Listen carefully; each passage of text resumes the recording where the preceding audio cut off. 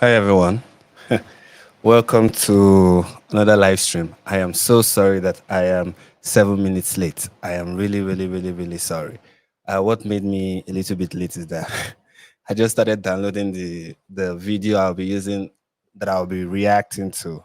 I just started downloading it before we went live, so it kind of made me have to wait for it to finish downloading before I went live. If I was able to click live, as in go live on the app here. How has your Jesus Christ? Ooh, give me a moment. Jesus. Give me a moment. A lot has been happening. A lot, a lot, a lot. All right, guys. How is everyone? How are you guys doing? Welcome to another live stream. I hope you're having a very wonderful day. I hope you're having a very wonderful you've had a very wonderful week. I hope everything has been going well for you. I know the world is a crazy place with crazy events going on, but I hope in the midst of the craziness and the wildness, you'll be able to find time to to find means to keep your sanity, find means to navigate this crazy world that we find ourselves in. And yes, we are going to be talking about rap today. Let's take a breather, right? Let's take a break from talking about crazy things like Islam and the war in Gaza and all of that. Let's take a break and let's talk about something light, a little bit light. Well, it's not going to be too light, and somehow this conversation is related to Israel, and it's also related to Europe. Anyway, there are a lot of things that this is related to. It's related to the whole of human civilization as a whole, because when you talk about sorry, let me adjust my chair. When you talk about colonialism or colonizers, you realize that everyone in history was once that. And greetings to everyone. Greetings from Israel. Greetings to everyone in Israel, in India, wherever you are, tuning in, joining us from wherever you are in the world. Happy to have you. I'm happy that you are here. I hope all of you can hear me clearly. I hope I'm coming through clear, and there is no glitch. There is no problem whatsoever. Before we start discussing what I have for you guys today and what I intend to discuss today, which is the rap beef between Drake and Kendrick Lamar, and as it has to do with colonialism, of course. Yeah, greetings to you in Indonesia. Greetings to you guys in the UK. We have so many people tuning in from around the world. This is a global live stream, guys. Like, there's nothing more global than this. And everybody is tuning in to watch a Nigerian. It's one of those rare things. Okay. Um, okay, before I start discussing, the topic for this live stream, I want to make a few announcements. One is, like I've been saying for the past few weeks, the membership on the channel is on, guys. It is open. Become a member. Please become a member. Join the membership. Click that join button. Okay. Let us get to 100 so I can do what I have promised. Okay. Whenever it happens is when I'm going to do it. We are not yet at 100 at this point. We are still somewhere in the 20s, 20 something. We are not yet up to 100. So if you join, encourage others to join. People who tell them there's this wonderful channel that I want you to join. I want you to be a member. As a member, you're going to get early access to my videos. And when we get to 100, I'm going to make a video reviewing 10 videos each for 10 chapters of the Quran. That is what the plan is. And I want to welcome our new member, Amit Yanuka. I hope I pronounced your name correctly. Sorry, I'm an expert in butchering names. Thank you. Thank you for becoming a member. And you can also gift membership, guys. I see people doing it. I don't know how it is done, but you can do that too. Anyways, yeah, we are going to talk about colonization in this video. Okay, I'm not done with the announcement. Also, please follow me on Twitter. Okay, link to my Twitter is in the description of this live stream. You can find it there. Go and follow me on Twitter. You will not believe it, guys. I have 823 followers on Twitter. Yes, 400, over close to 400 YouTube subscribers, and only 23. I don't know what it is now. 23 followers on Twitter. And yes, granted, I opened my Twitter recently, and I'm active. Let me not act like I'm not active. I am active. I'm an active Twitter user. I tweet a lot. I retweet a lot. And I say a couple of interesting things, some of which make it to become the video that I end up making on YouTube, and some of it, I just extra thoughts that could not make it into the video, and I'm like, let me share it on my Twitter, as a tweet or something. So if you follow me, you're going to, see some of the things that I, hear some of the things that or read some of the things that I have to say that don't make it into some of these videos, or even make it in the live stream when I, get to go live. So please follow me on Twitter. Follow me on Twitter, guys. I repeat, please, please, please, please, please follow me on Twitter. Let it be that by the end of this week, we'll get to 1,000 subscribers, or 1,000, not 1,000 subscribers, sorry, 1,000 followers on Twitter. 1,000. We can do it, guys. It's not really that big. If all of you right now follow me, 96 of you that are live, if you follow me, and the many more who get to watch this after we are done, if you guys follow me, we are going to, hit a very high number, I believe. Also, I want to thank I'm about to butcher this name again. Amit Yanuka for gifting 5 Nigerian Perspective membership. 5 membership, guys. That's interesting. Thank you so much. Thank you so much. I really appreciate it. And hopefully, by who knows, we'll get to 100 before this live stream ends. Miracles can happen. God is always doing miracles, and I believe in a God of miracles. Anyway, so to the topic we are to discuss today, which is about colonialism. It's really interesting when we talk about colonialism. There are so many topics that are interesting, but for certain reasons, they have become streamlined into, people are not able to navigate the gray areas with regards to this topic. They only see it, through a lens of black and white, good or evil. And period. There's no other thing to be said about these topics. We have the issue of slavery, for example. When you talk about slavery, everybody just wants to say slavery is bad, the end. Nothing else. Nobody wants to say anything else about slavery. Slavery is bad, the end. Colonialism is also one of those topics. People just want to say colonialism is what is it now? Colonialism is bad, the end. Nothing else needs to be said about the topic. Colonialism, bad, okay? And it has become a common, it's not just colonialism too. Depending on which circle you find yourself among the woke, leftist, super fringe liberal group. Things like capitalism, or you find yourself amongst communists, for example. Things like capitalism, bad. Everything about capitalism is bad. There is no good angle to it. Everything about it is bad. When you talk about other topics like if you go to the LGBTQIA plus space, especially those who have claimed it as an identity and see it as a calling of God upon their life to destroy heteronormativity. They are like, anything straight is bad.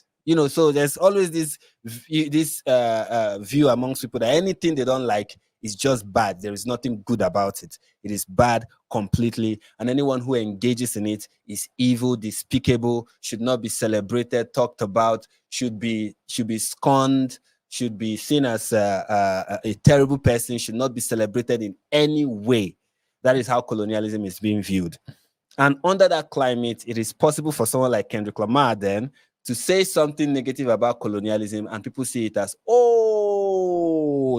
yeah, that's a good point. Anyway, I really enjoyed the back and forth. I don't know if any of you are familiar with it, but essentially it all began when Future and Metro Boomin released a track called Like That. And, Kendrick Lamar had a verse on it where he said some things about Drake and J. Cole, and then there was a response. Drake released Push-Ups, and then Taylor Made, and then Kendrick Lamar released what did he release? He released Euphoria, then followed it back to back with 616 in LA, and then Drake dropped Family Matters, and then Kendrick Lamar dropped Meet the Grams, and then followed it up with Not Like Us. All right, so there's been a lot of back and forth, and it has been really interesting. A lot of interesting things have been said, and a lot of things, for so many people who are into hip-hop, you might be surprised to learn that I'm also one of the people who are really heavily invested in hip-hop culture, especially hip-hop culture in America. I find it really fascinating. It's one of my hobbies to listen to rap songs, to follow, what is going on in the rap world. Although I don't see it as something to make a video about all the time. And I did not decide to, create a channel focused on that, because I don't think I know so much to talk about everything that happened in the rap world. But I'm really in tune. I'm really connected. I have my ears down. I know what is going on. And I think the beef is really interesting. I really think the beef is interesting. And I don't want to comment about this live stream is not about talking mainly or solely about the beef between Drake and Kendrick Lamar. That's not what this live stream is about. It's about, like I said, colonialism. And I can see some of you in the comments already talking about P. Didland and all the wonderful names that Drake has gotten as a result of this beef, like BBL Drizzy. It's really interesting. It's really, really interesting.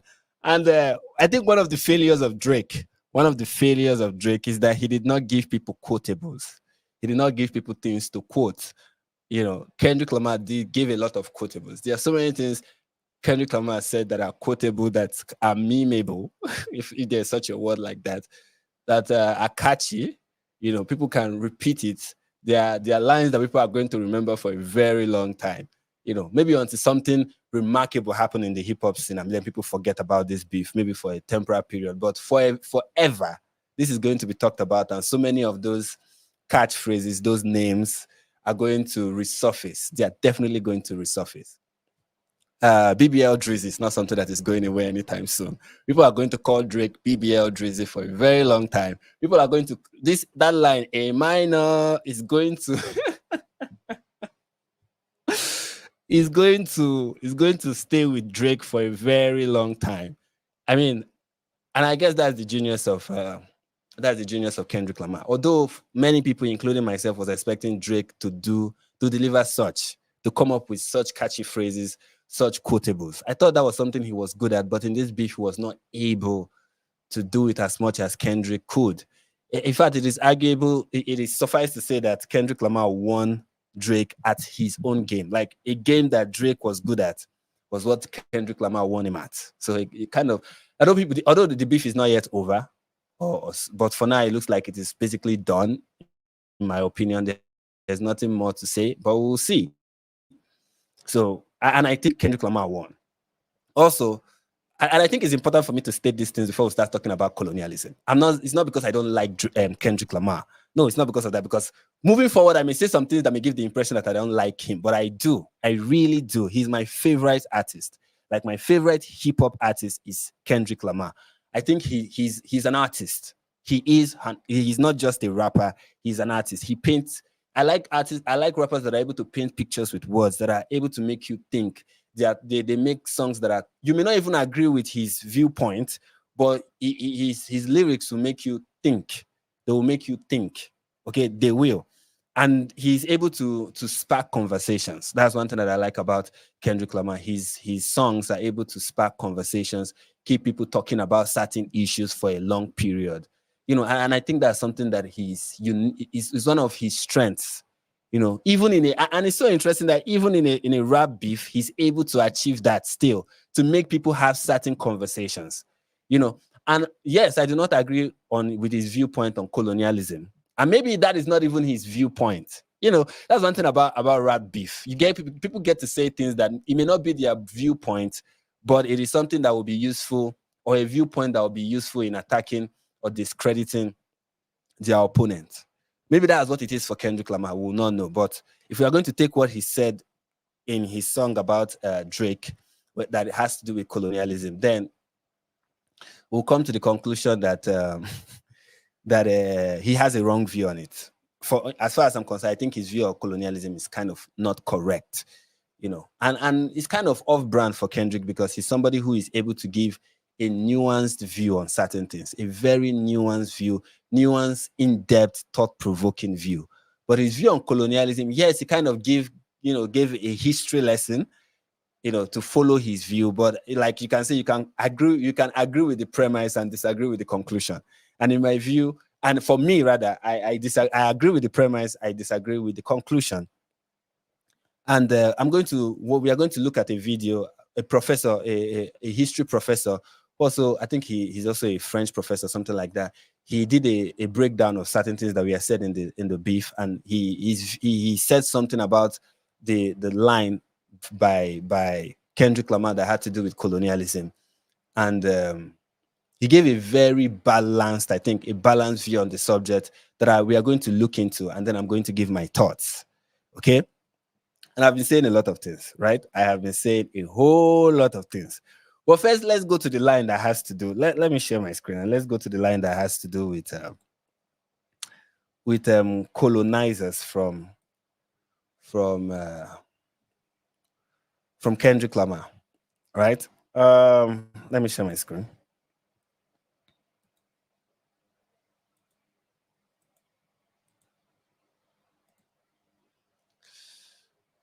Okay, so here it is.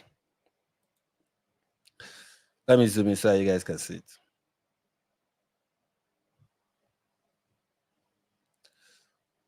Where was I? So here is the verse 3 of the song, Not Like Us. And Not Like Us is a jam. It's a very wonderful jam. It's verse 3 of Not Like Us. And this is in response to something Drake said when he was in Family Matters. He said Kendrick Lamar is still acting like he's a fake activist who is acting like he's trying to free the slaves, which I think was a very dumb line. Like he shouldn't have said that.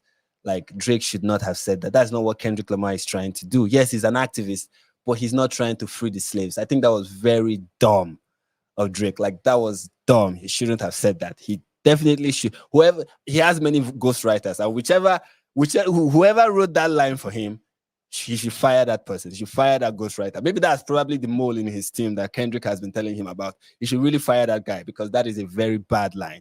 So in response to the line of by Drake, where he said Kendrick Lamar was acting like someone who is trying to free the slaves, Kendrick Lamar said, once upon a time, all of us was in chains. Homies still doubled down, calling us some slaves. Atlanta was the Mecca. Okay, I have a problem with the word. I get what he's trying to say. Like, Atlanta was like this commercial city, this commercial center. But he's making the assumption that Mecca was also this commercial center. But historically, that is a lie. Okay, this is one of the lies that Muslims tell.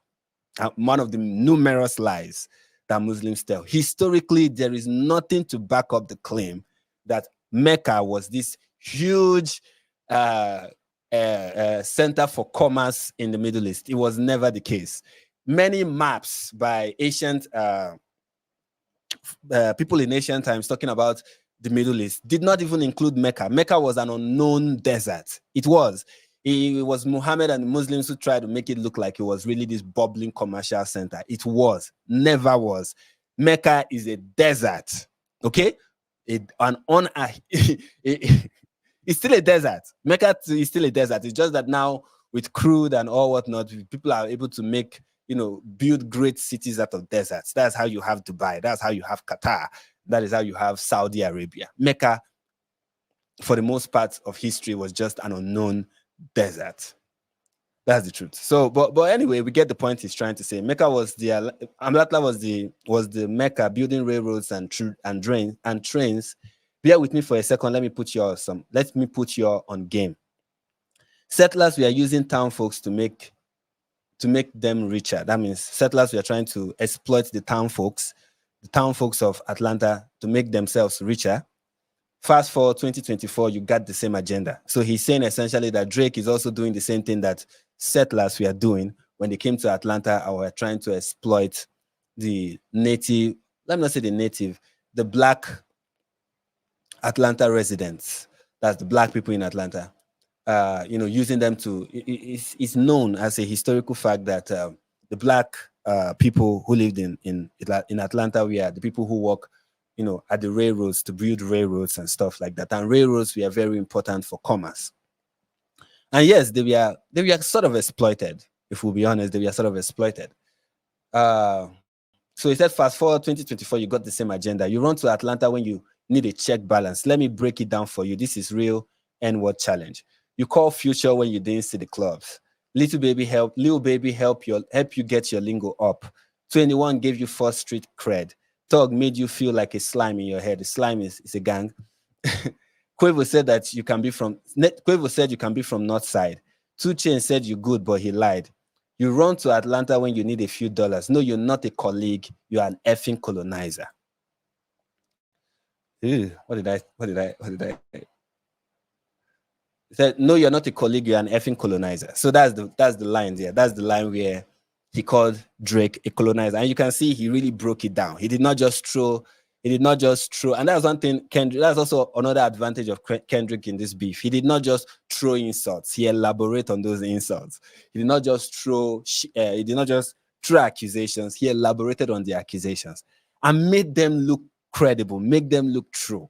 Anyway, but I'm not talking about rap beef today. I'm talking about this line.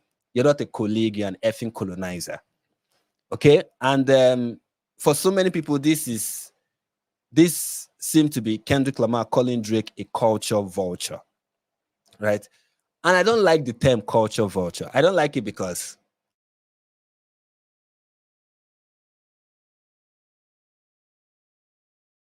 when you're talking about people exploiting Black culture or exploiting rap culture, I don't want to call it Black culture. Let's just call it rap culture. When you talk about people exploiting rap culture, I don't think it is good.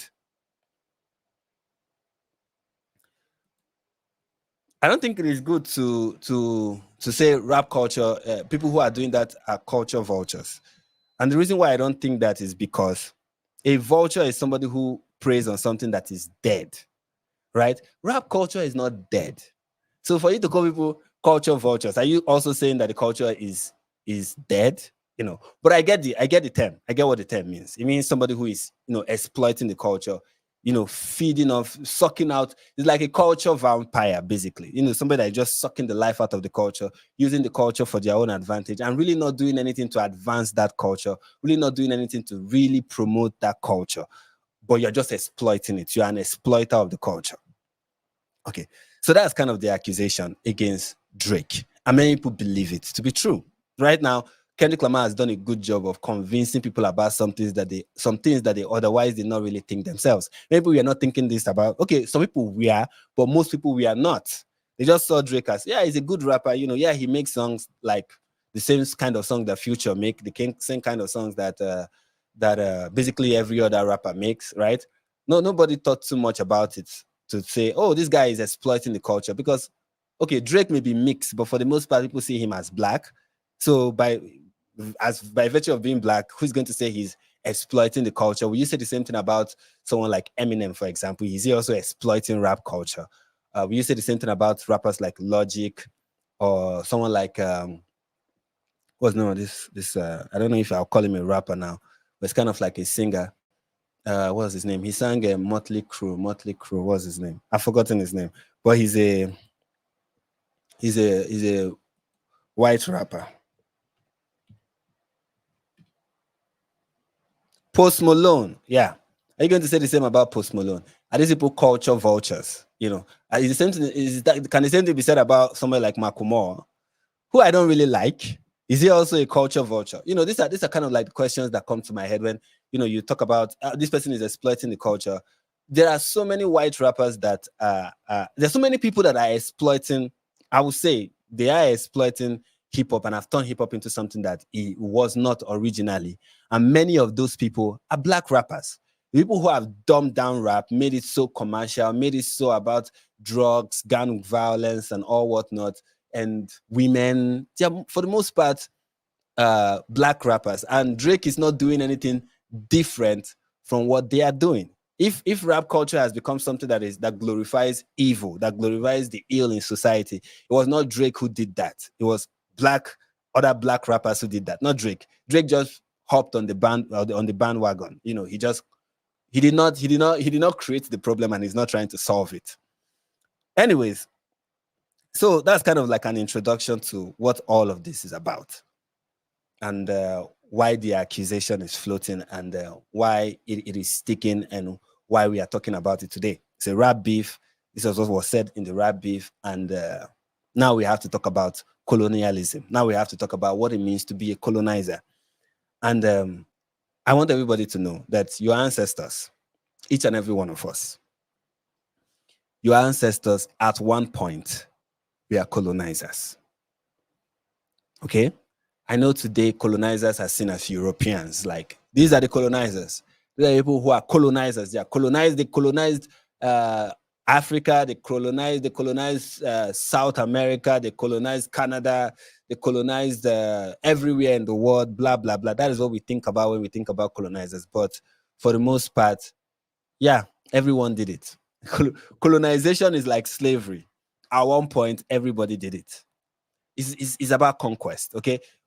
By definition, a colonizer is somebody from a foreigner who comes to a particular place, a foreigner in a particular land who comes, settles there, and try to, either there are two kinds. There's what called settler colonizer, and then there's the colonization that is just basically for the exploitation of natural resources.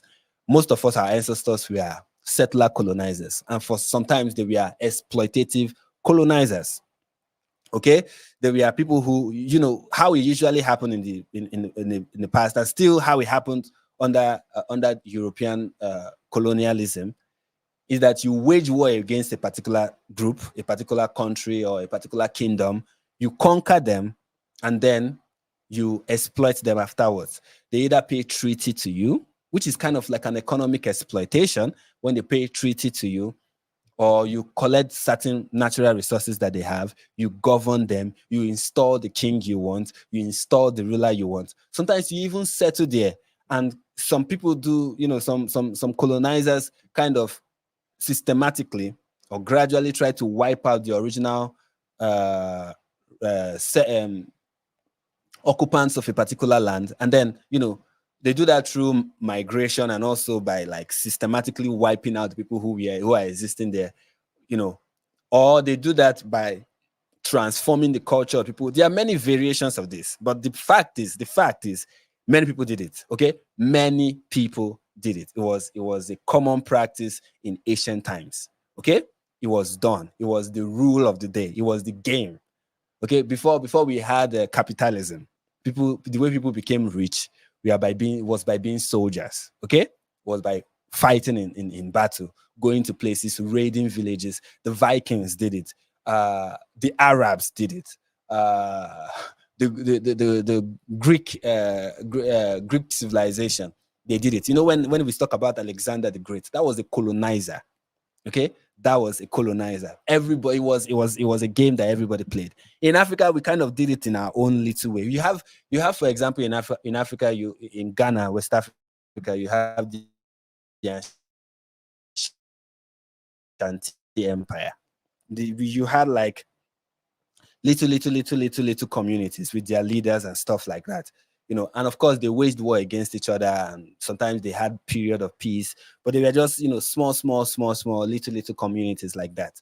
And then, with the rise of the Ashanti Empire, those communities came together under one empire that forced them to unite. Now, when you read about it in history books, which is really funny, they say the Ashanti Empire united the small communities together. That's the word they use, united. As if the king of the Ashanti Empire called all the communities together and said, guys, let us unite. Let us unite together and let us live as one big empire. And every community was like, whoo, we agree. Let's do that. No, that's not what he did. Okay, what he did is that he said, look, we are going to have one kingdom, and anybody who is not in agreement with that, we are going to go to war against you. And when you are defeated, we are just going to bring you under this big umbrella of a kingdom, of an empire, and you are going to submit to what is the king called? I've forgotten his name. You're going to submit to this guy, and anybody who does not submit to him, we are going to wage war against you. You'll be forced under this. So it's not really like like we united. It was more like we were forced to be, a part of this. And over time, people were like, okay, we recognize this, we accept this, but it wasn't like when the empire was rising, everybody was happy about it. And that was a form of colonialism in of itself. What about the Dahomis? Okay, what about the Dahomis? They attacked neighboring villages. They were, the Dahomey king was known as the slave king. Okay, and when he was exploiting neighboring communities, taking slaves from those communities, to enrich, when the king was doing that to enrich himself, that was a form of colonialism. The same thing with the Oyo Empire. I know many people don't know about any of these empires in West Africa. The same thing with the Oyo Empire. You had so many Obas under the Oyo Empire, and every Oba had to be, loyal to the empire. You think every of them wanted to be every time? Was that not a form of forced, you all have to be under this? And there were instances where the Oyo Empire tried to expand so much to Benin, to the Benin Empire. Now, the Benin Empire is also another empire in West Africa. And I'm going to be giving instances of West African empires because those are the ones I'm familiar with. Okay. They also, the Oyo Empire also engaged in slavery, engaged in warfare, combat. They had people who paid tribute to the king. You think people who pay tribute to the king do that because they are doing so willingly? The idea of paying tribute in of itself is a form of exploitation, a form of colonialism. The person who you are paying tribute to. Now, I get it that in a kingdom, everybody in the kingdom has to pay tribute to the king, right? But some people who pay tribute to the king are not really part of the kingdom, so to say. They are forced to be part of that kingdom by the king in the kingdom when after trying to expand. The same thing with the Hausa kingdoms. You hear of Queen Amina. Queen Amina was waging war against neighboring communities around the Hausa states. Okay, she made the kingdom of Zaria, very big among the Hausa kingdoms. About the 7 Hausa kingdoms, made Zaria very big, and she did so by conquest. That is how she was able to expand, by conquest. We are taking lands, waging war against certain communities and forcing them to come under an empire that they originally did not want to be under. That is colonialism. Okay. And also, when the jihad of Uthman Dan Fodio happened, that was essentially what was going on. Uthman Dan Fodio waged war against the 7 nations, waged war against the Kanuri Empire, waged war against the Oyo Empire. And what was he doing? He was trying to establish a caliphate in West Africa. And that's Arab colonization that nobody talks about. Now, you also have the Benin Empire. The Benin Empire was also a very strong empire that engaged actively in slave trade. And it did so by attacking neighboring communities in what is modern day Delta State. And that was essentially how they exploited the neighboring communities for commercial gain rather. And that was what colonialism was about in Africa amongst Africans, in West Africa among West Africans. Okay, so it is a game that everybody played. It's something we really need to recognize, that everybody played that game for the most part. Let's talk about I've forgotten. Okay, since I've forgotten, let me not even highlight it. I've forgotten about it, so let me not. But give me a break. There's something I need to check, and I'll come back. Just give me.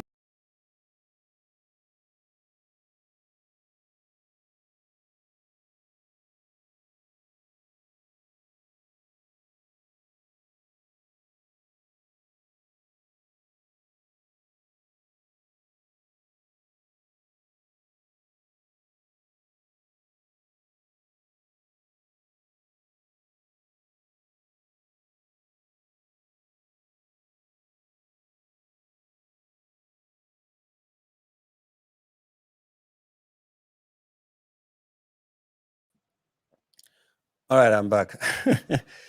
Anyway, so essentially that was how humans, for the most part, organized themselves. That's how humans, for the most part, throughout for the most part of human history, that was how we acted. That was who we were. That was who our ancestors were.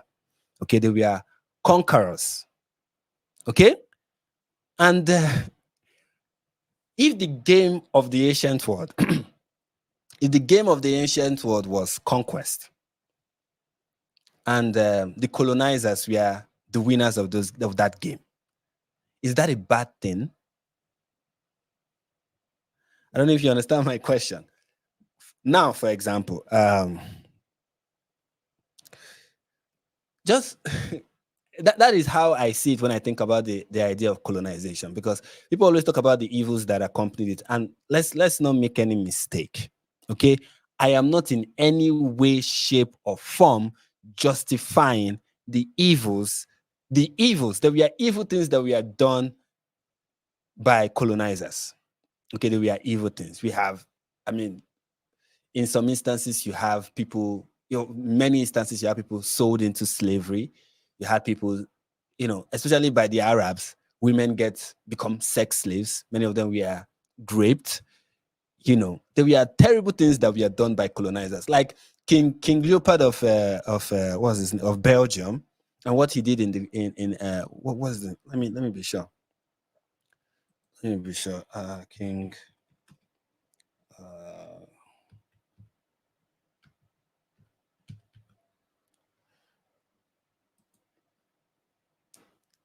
Yeah, King Leopold of Belgium, and what he did in Congo. That was not just colonization. That was genocide.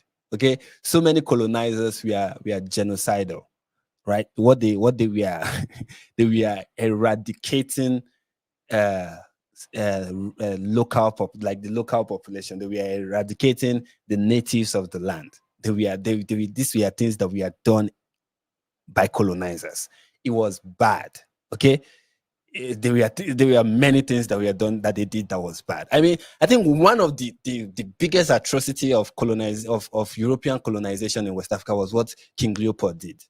That it was bad. You need to read about it and what he did in Congo. You really need to read about it.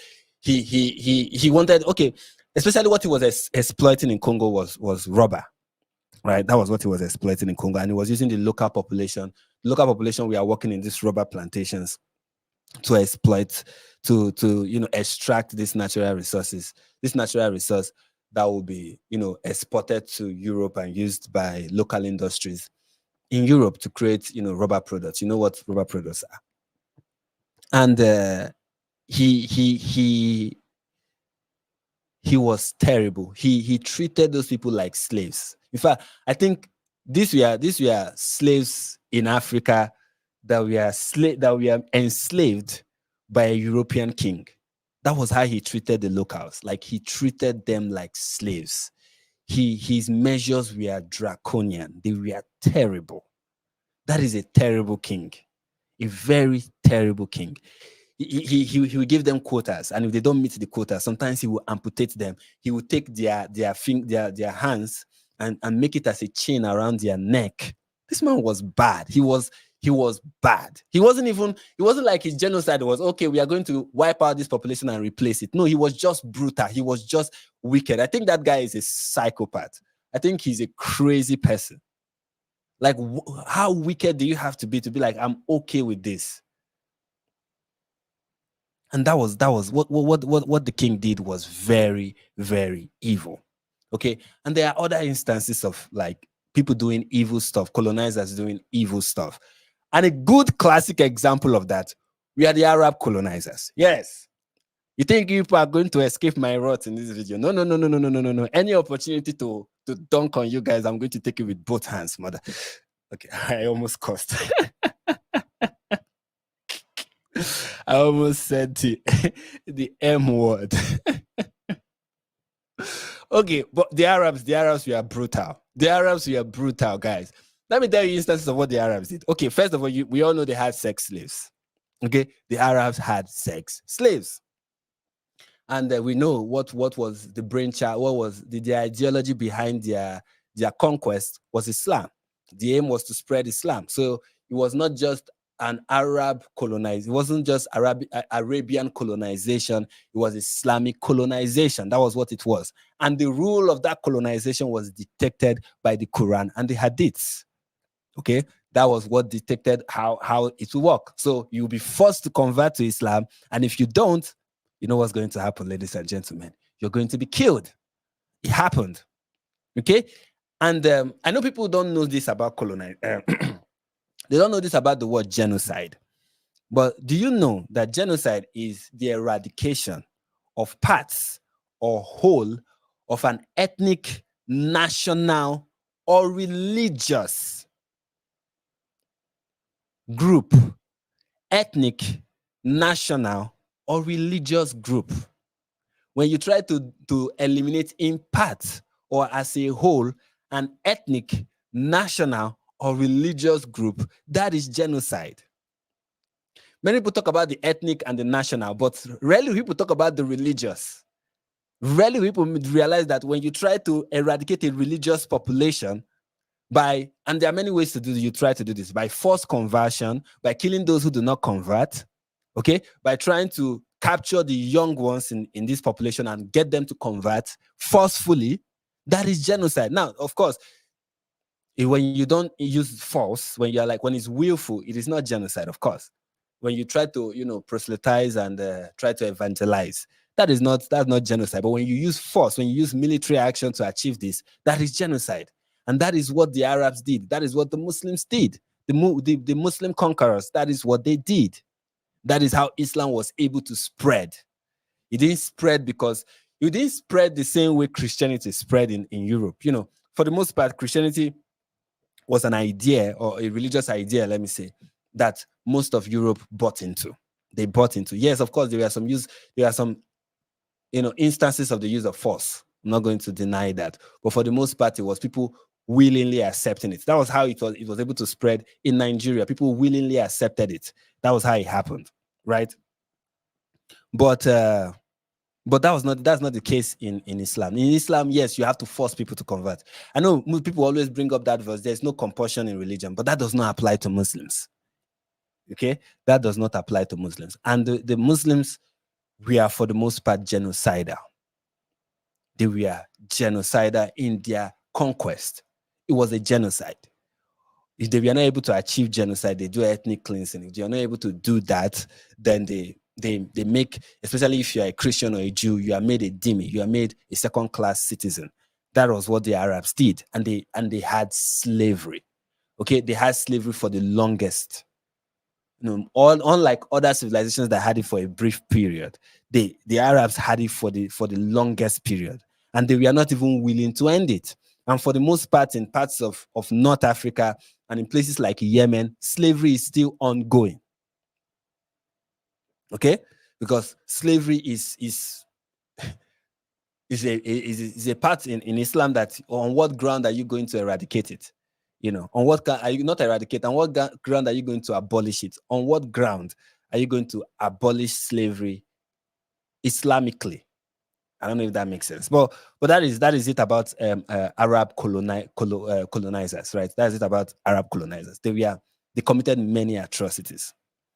But one thing people need to understand, and also the British. Okay, it looks like I'm trying to ignore, or when I'm talking about the bad side or the dark side of colonialism, I'm trying to ignore the British. But no, I'm not. I'm also going to talk about them. The British were also engaging in certain activities that were bad. They were exploitative. Okay, the British were exploitative. Okay, they would take natural resources. They were not getting it for the fair price. Okay, you can say that. Even that, I don't really. Okay, let me not say things that I don't 100% believe in. When it comes to colonial, what criticism will I give to British colonialism in West Africa? What honest? Okay, yeah. Here's one. I don't think they really paid really close attention to the people that we are trying to govern. And I think they imposed so many things on places like Nigeria that we are still suffering today. I think they were able to bring so many people with different ideas, different cultures, different backgrounds together without their permission. And that has led to so many conflicts in Nigeria and also in West Africa. This merger of different people with different ideas, with different cultures, different backgrounds, and without their consent, you just merge them together and say, now you are a country, live with it. That in itself is one of the terrible things, in my opinion, that the British colonizers did. That was bad.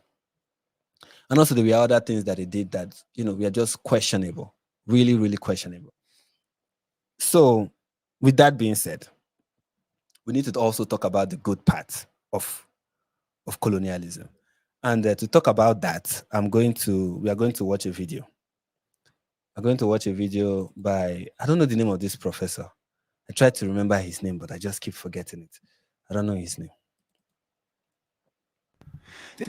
But he made a very interesting video about the subject. He made a very interesting video about the subject. And I'm trying to get to the part where he's talking about colonialism. But, we will get to that part together. But, yeah, that's, what am I trying to say? So, yeah, that's what we are trying to get into now. The good parts.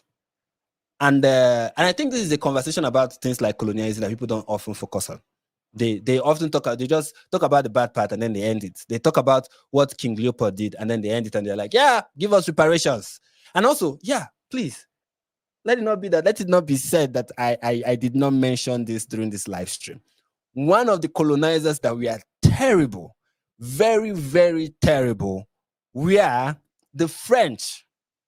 Okay, the French, till date, they still will not let go of West Africa or even Africa as a whole. The French, we are terrible. The French, we are very, very exploitative. The French, we are taking serious advantage. Like when I say serious, like real serious advantage of West Africa, even till date.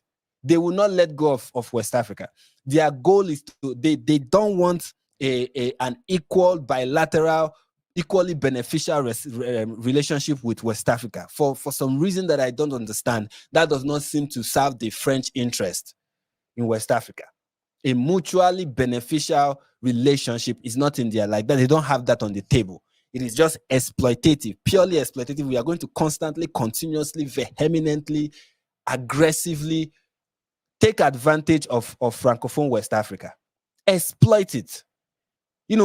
Put our thumb on the development of these countries. You just read about it. I don't want to go into full detail about it in this live stream, but essentially they have an economic hold, as in foothold, or will I call it a foothold? It's even bigger than that, like full hold on Francophone West Africa, exploiting it for its natural resources, and buying these natural resources. First of all, they have the right of first. They have the right of first. What is it called? The right of first refusal for every natural resource that you get from Francophone West Africa. So before you sell to any other person, you have to sell to them first. It's when they refuse that these Francophone countries will sell to any other country or any other party. You have to sell to them first. So they have the right of first refusal. That is one. Second is that they mandate, or through some treaty or some agreement, so-called, agreements that I think should be reviewed. Every of these countries have their central bank in France. The France treasury is the central bank of every Francophone country. Okay, and they imposed their currency. The West African I've forgotten what it is called. They impose it on these countries. And these countries don't have control over their currency. The French treasury is what controls the currency. And there's a fixed deposit that each of them must have in the French treasury. You understand? And that's like the much I can say right now, or from the top of my head about French exploitation of West Africa, which is still ongoing. People talk about colonialism in the past tense, but this is neo-colonialism that is still ongoing today. Of course, it is not as granted, it is not as aggressive as it was like 20 years ago, but it is still existing, and it shouldn't. Okay, it shouldn't. These countries should have economic freedom. They should be able to sell their natural resource to whoever. They should be able to control their currency, devalue it if they want. They can't devalue their currency because it is controlled by the French government. That's colonization that should not be going on. So yeah, let the record reflect, now that I'm done with all the bad things, that I mentioned bad things about colonialism, because moving forward, people will forget that I did. People often forget that I do. When I say something bad about a particular thing, people will be like, hey, why didn't you mention all the bad things that they did? Let the record reflect that for good 50 minutes, I spent good 50 minutes talking about the downside, maybe less than that. Talking about the downsides, the dark sides of colonialism, the negative effect of what the colonizers did in places like West Africa. And we've not even talked about India, for example, and I'm very sure people in India will have a lot to say about what the British did in India. Some of the atrocities that we are committed in India. That's another story for another day. But there are plenty of examples, okay, of negative things that happened, that colonizers did. But it doesn't. That's not all that can be said about the subject, and that is something that I believe that it has made this subject less interesting, and has made it a subject that so many people, especially those who have, especially white people, for example, it make it a subject that they are not interested in, because for them, I feel for many of them, they see it as that whenever this subject is brought up, there's an opportunity to shame them. There's an opportunity to guilt trip them, to make them feel the guilt of what their ancestors did, which is something, like I said, everyone did, everyone partake in it, and their ancestors were good at it. I mean, they were good. I don't know why. Yeah, they did. Of course, this is one thing about being good at something. If they are down, if there are negative parts of that thing, you're going to also be good at the negative parts as well as you're good at the positives. Okay. And for the Europeans, they were good at the negative and they were also good at the positive.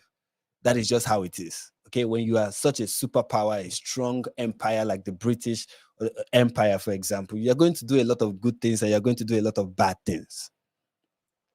So now let's go to this video. I've said too much for straight 50 minutes. But before we go to the video, let me just take some of the super chats here.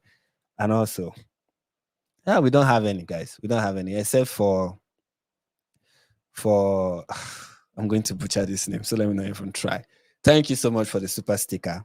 No super chats, guys. What's going on? Anyway, if there's any super chat, I'm going to read them. And as there is none, we are going to move on. But before we do, let me just look at some of the things that have been said thus far. This is Aslam. So don't forget forcefully converting Native Americans to Christianity. Was it forceful? I don't know. Because this is the reason why. This is my problem with forced conversion in Christianity. A forced conversion, is it really legit? Is it legitimate? Is it a legitimate conversion? Is somebody a Christian if they are forced into it? That's kind of I don't know. But if there's something to it, I don't know so much. I'm not really versed in American colonial history. That's, as you can see, as you know, you've noticed, I didn't even mention them. You know, I'm not versed in settler colonialism. So do with that whatever. So they said the French are horrible. They also banded with the Ottoman Empire in the 16 to 1700s. To date, the Pope threatened to cut them off. Yeah, the French are really they're not really yeah, you're right. And this is from this user. She said, what about China and Russia? They are very active in Africa in recent years. Exactly. You know, talking about modern day colonization, modern day exploitation of Africa as a whole. The Russians and the Chinese are doing that today. And like as always, no one is talking about it. Not many people are aware of it or are even talking about it. China is about to become the next is already the next colonial force in Africa. The Chinese, what they are doing in Africa, in a matter of time, will be part of the Chinese empire. Will be communist. You know, though. In a matter of time. That's if the Muslims don't take over. You know, maybe that would be one thing to put Islam in check in Africa. But we'll see how it goes. We'll see how it goes. This is from Golden Apple. So one particularly negative aspect of British colonialism's legacy that continues to be present to this day is the Shell Company, which had a tight grip on Nigerians' oil and its politics. This is the funny thing about Shell. Shell was before, was it before or after? Because the oil boom in West Africa was after colonialism had ended. Which also raises the question, is it really over? There are people who believe, no, colonialism in Africa is not over. There's still some form of influence and exploitation that is still ongoing. You can make a very good case for ongoing exploitation of West Africa by the British, which they did through using, companies like Shell, to take crude oil and stuff like that. But the problem with that is African leaders themselves, Nigerian leaders themselves, are a party to that exploitation. Well, there's something I want to say also about this, but I will say it later. I hope I don't forget, but I will say it later. Um, this is from Umar ibn Al Khattab. American forced to be Christians. Wrong history, bro. Fact check, please. Yeah, I don't think it is true. I really don't think it is true that Americans were forcing the natives to convert to Christianity.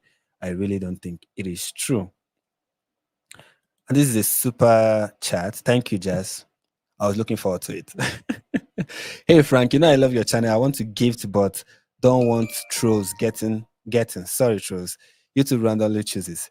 Keep on keeping on, Frank. We are proud of you. Yeah, thank you. Thank you so much.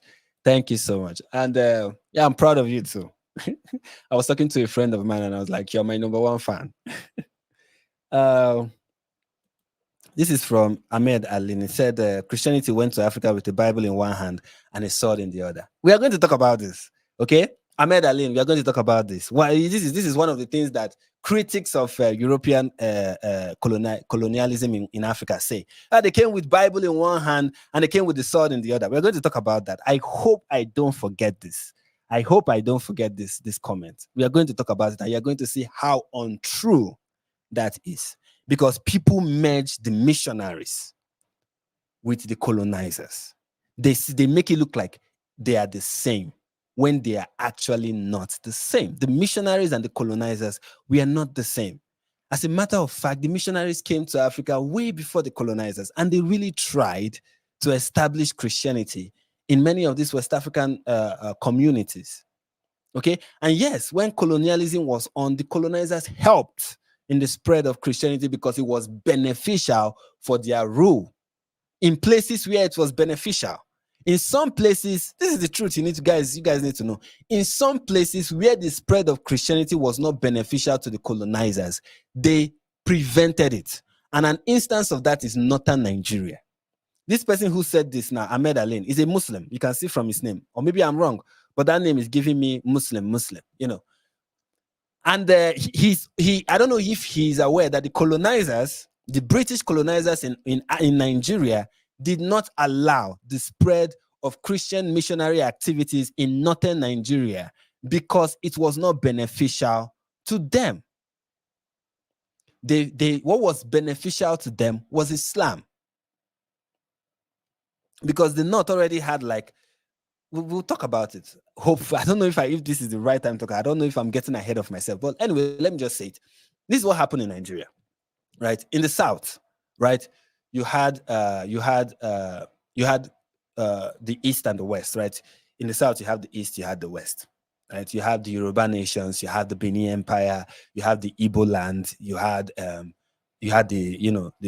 people in Niger Delta area, people in the Bight of Biafra, you had people in those regions. So then you had people in the West, like I was earlier, people who had kingdoms like the Oyo Empire, the Benin Empire, and other smaller nations that you had in the South. You had that. Now in those regions, they were very, very receptive to Christianity. They were. And missionaries were spreading there. In the East, the Roman Catholic Church really had a stronghold. As their missionary activity in the East was very successful. To this day, a huge part of the Igbo population are staunch Catholics. If they are not Catholics, they're Anglicans. Staunch Catholics. Why in the West you have the growth of of Protestants, right? In the West is where you see, and you even had indigenous Christian groups. Like you have the APC, I say APC. You have the CAC, the Christ Apostolic Church. You had the CAC. You had the Apostolic Church, TAC. You had Cherubim and Seraphim. You have the Celestial Church of Christ. These are like local denominations that we are like native Nigerian Protestant denominations. Right? You also had that's where you also see the Redeemed Christian Church of God. You also have Winners Chapel, although some of them did not exist during colonialism, granted. But the West have always been giving us this kind of denomination, because that is the history of Christianity in the West. Not when I say the West, I don't mean the Western world. I mean the Western part of Nigeria, because that's the history of Christianity in the Western part of Nigeria. Because people who were leading the missionary activities were a group like CMS, which was headed by a native bishop, Bishop Ajayi Crowther. Bishop Ajayi Crowther was a former slave who, gained his freedom, became a bishop, was trained by Protestants, and then became a missionary in West Africa. The CMS, we are trying to take Christianity to the north. We are trying to have like spread Christianity in the north. But by the time that we are getting into the north, the British control of what is now Nigeria was already strong in the north. And what was making that possible was because they had a good relationship with the Muslim leaders, right? They had good relationship with the emirs. They had good relationship with the sultans. So they didn't want hamper. They didn't want anything that would affect that good relationship they had already established. And missionary activities was in the north was threatening to do something to that relationship. And because of that, the colonizers were like, no, CMS, don't go to the north. Do not. They were steadily hindering missionary activities in the north. So this idea that the colonizers came with Bible in one hand and the sword in another hand, rubbish. The colonizers were the ones with the sword. The missionaries were the ones with the Bible. They are not the same. Both groups are not the same. Know the difference, okay? Colonization was not a religious activity. It was a purely political, economic activity. It was not, the colonizers were not like, yeah, we are going to take over this place and exploit it for its natural resources because we want to spread Christianity. No, it was the missionaries who wanted to do that. And it's important for people to know that, so that we don't continue this ridiculous false notion that's what colonizers are trying to do. Oh, they came with the Bible in one hand and that's rubbish. That's not true. Anyways, let's go to the video that I'm going to intend to react to.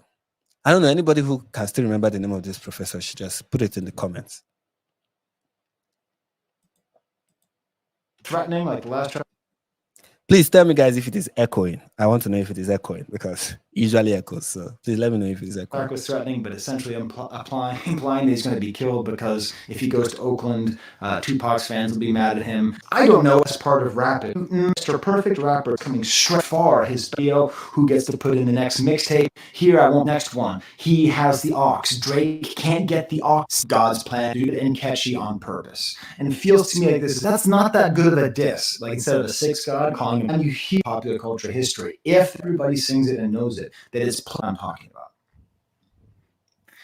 I even think that the very front of it, that's the actual definition of a satire, okay?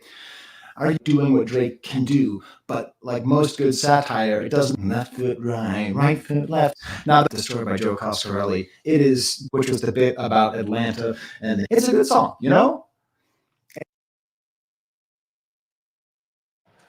Was the last part of it echoing? I don't know. Was the last part echoing? You guys tell me. Was the last part echoing? Because I've been able to get the part of the video that has to do with colonialism, which is this timestamp 1907. It said there was an echo. Yes, a little. Damn. Okay, let me answer some of the things people have been saying in the comments before we go. I believe it will not echo again. This is one of my number one fans saying that I'm a clown. I'm happy that you are watching a clown. The question is, what does that say about you? Maybe you are interested in circus. If this is a circus, I'm happy to, to be delivering that service. Whatever rocks your boat, ladies and gentlemen. Okay. Happy Max said echo, but not bad. Okay.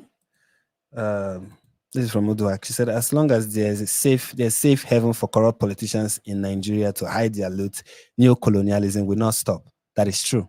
That is true, because neo-colonialism is not a one-way street. It is a two-way street. There are two people who benefit from neo-colonialism. Number one is the the Europeans or the foreign powers, Europeans, Chinese, Russians, whoever they are, trying to exploit Africa. And the other people who benefit are the African leaders. The African leaders are the huge benefactors of colonialism. One of the huge benefactors, not just in neo-colonialism, also during the colonial era when it was direct, when it wasn't like, they were trying to hide it using some economic treaty-like terminology, when it was just blatant what they were doing. Even then, the huge benefactors were people who benefited for the most part, were the Europeans, the European companies, the government, what have you, and also the African leaders. These people became billionaires. That's an exaggeration. They became millionaires thanks to colonialism. Okay. Yeah.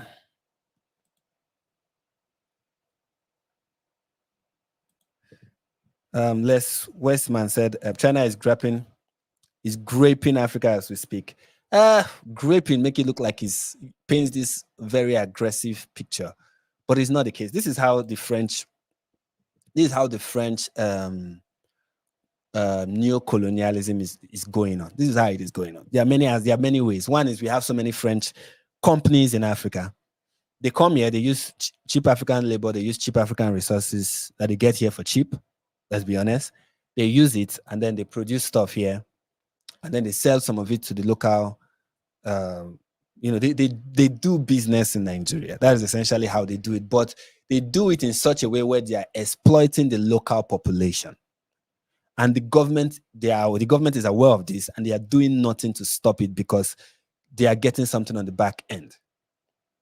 That's one aspect. The second aspect is that many African countries, Nigeria especially, are taking loans from China. Huge loans that I know they cannot pay back. And the Chinese government know that these countries cannot pay these loans back.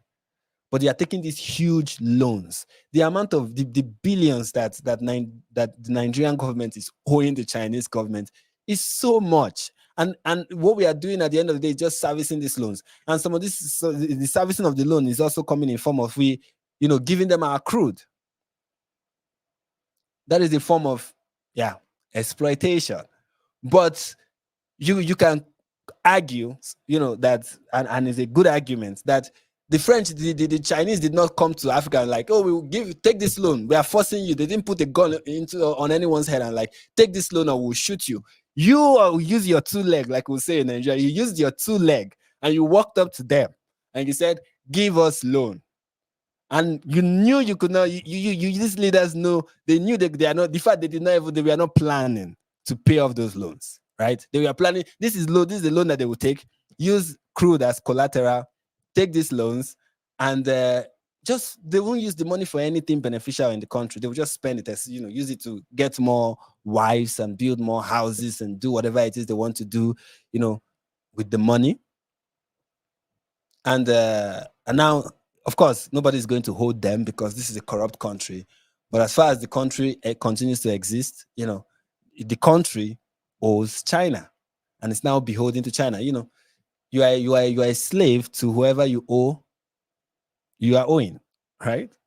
So anybody you owe, you are a slave to that person, essentially. So that's kind of like the two ways that the Chinese is taking advantage, and also they are mining natural resources in Africa. So many of the illegal mines we have in Nigeria are run by Chinese companies and Chinese individuals. This is a well-known fact.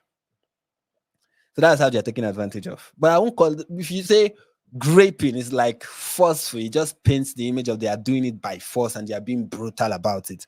But it's not really as brutal as some form of colonialism that we've seen, like what happened in Belgium.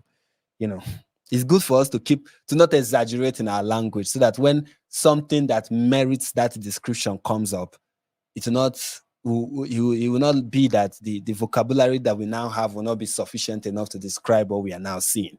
I don't know if that makes sense. Anyways, I've said too much. Let's get into the video. It's catchy. It's fun. It's silly. And so is this. Now, the final bit, you'll notice I skipped something, which was the bit about Atlanta and the history of slavery. If, by the way, I pitch this book as often as I can. If you don't know the book, Rap Capital, Atlanta Story by Joe Coscarelli, it is just a truly masterful book about the history of Atlanta and rap and the way that rap music in Atlanta is made and spread. And it's called Rap Capital because, first of all, this is a thing which is just the truth. Atlanta is the rap capital of the world right now. I'm sorry, East Coast, West Coast. I'm sorry, it's just the truth.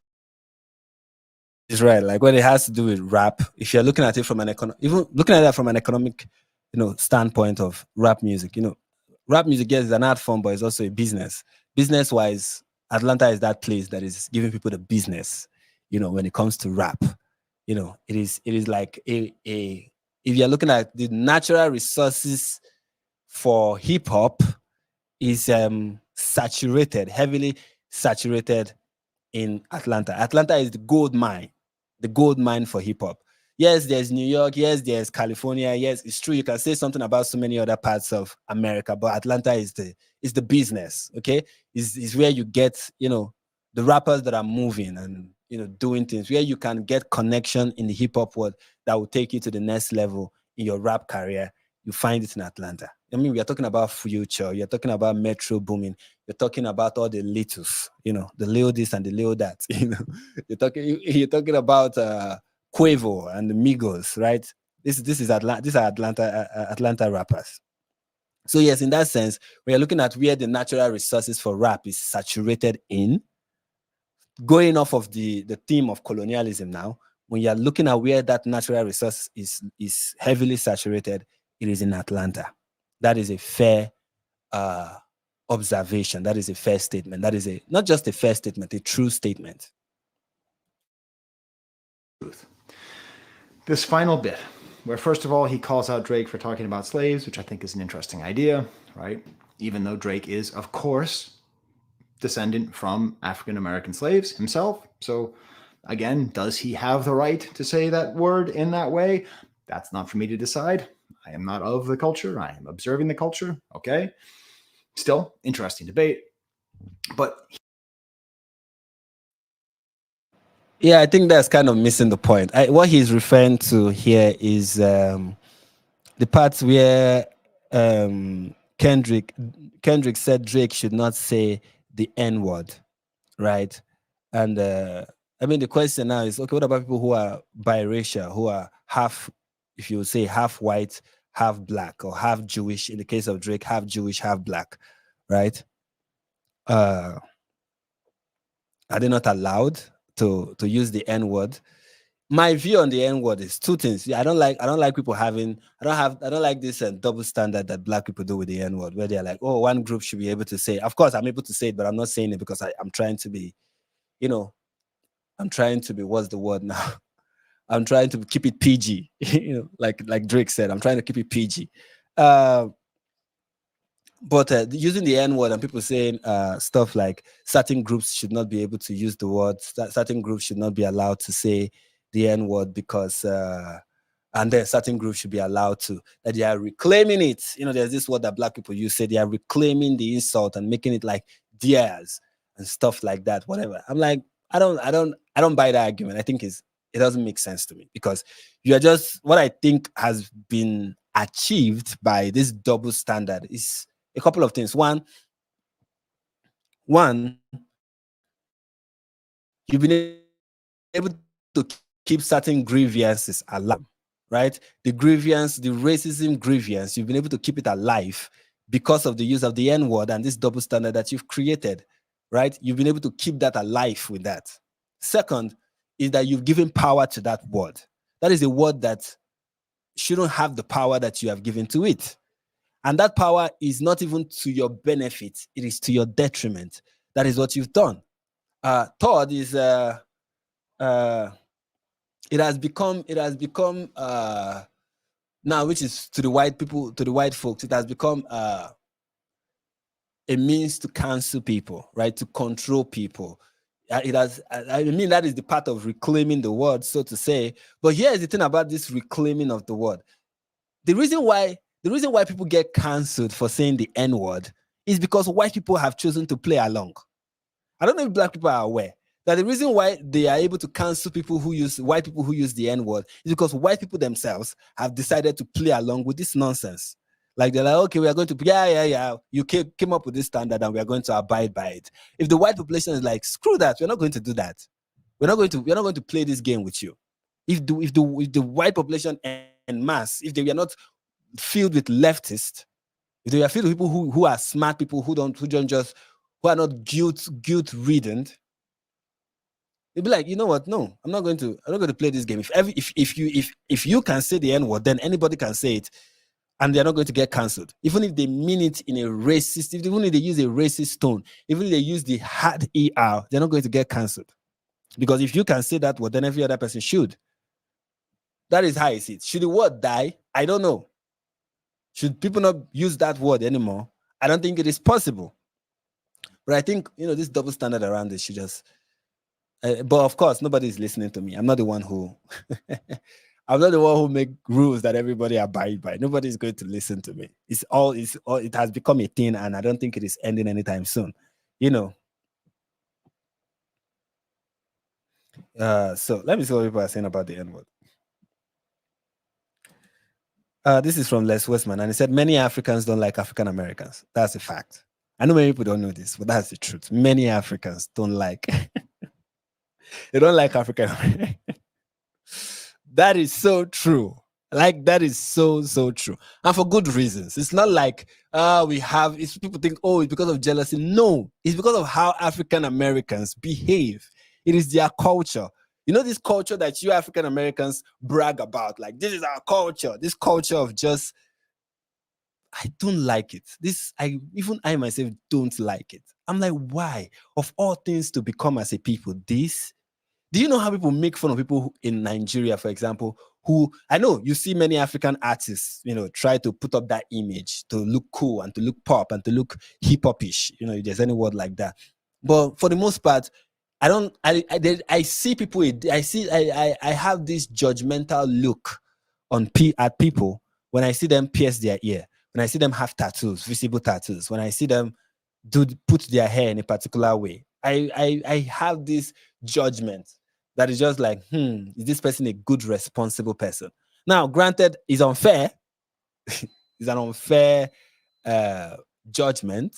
Okay, I'm not saying it's fair, but even me cannot overlook that or get in tune with this modern view that it is okay to dress and look like that. I still look at it and I'm like, why is people trying to be African American? This is not nice. Like, come on, barb your hair, take off your earring, stop sagging, dress responsibly. Why all the tattoos? I still have that view. And then especially when people are now using the N-word. Like, I remember, even though now I'm a little bit relaxed about it, but back in the day, when people use the N-word in Nigeria to refer to me, I'm like, don't do that, please. I'm not that.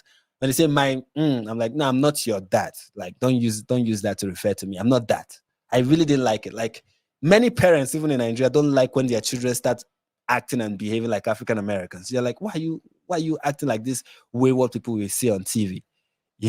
So it's not like we are jealous of them. People think we are jealous. We just don't like the culture. We think the language, the vernacular, the so-called ebonics, we don't like it. The dressing, we don't like it.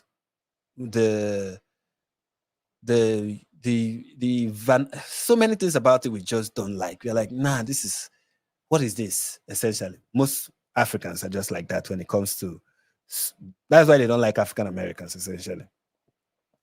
Tommy said the N-word really has more power now. It's actually just one of many insults against black people. But what's like Tabibi Aaron said anymore?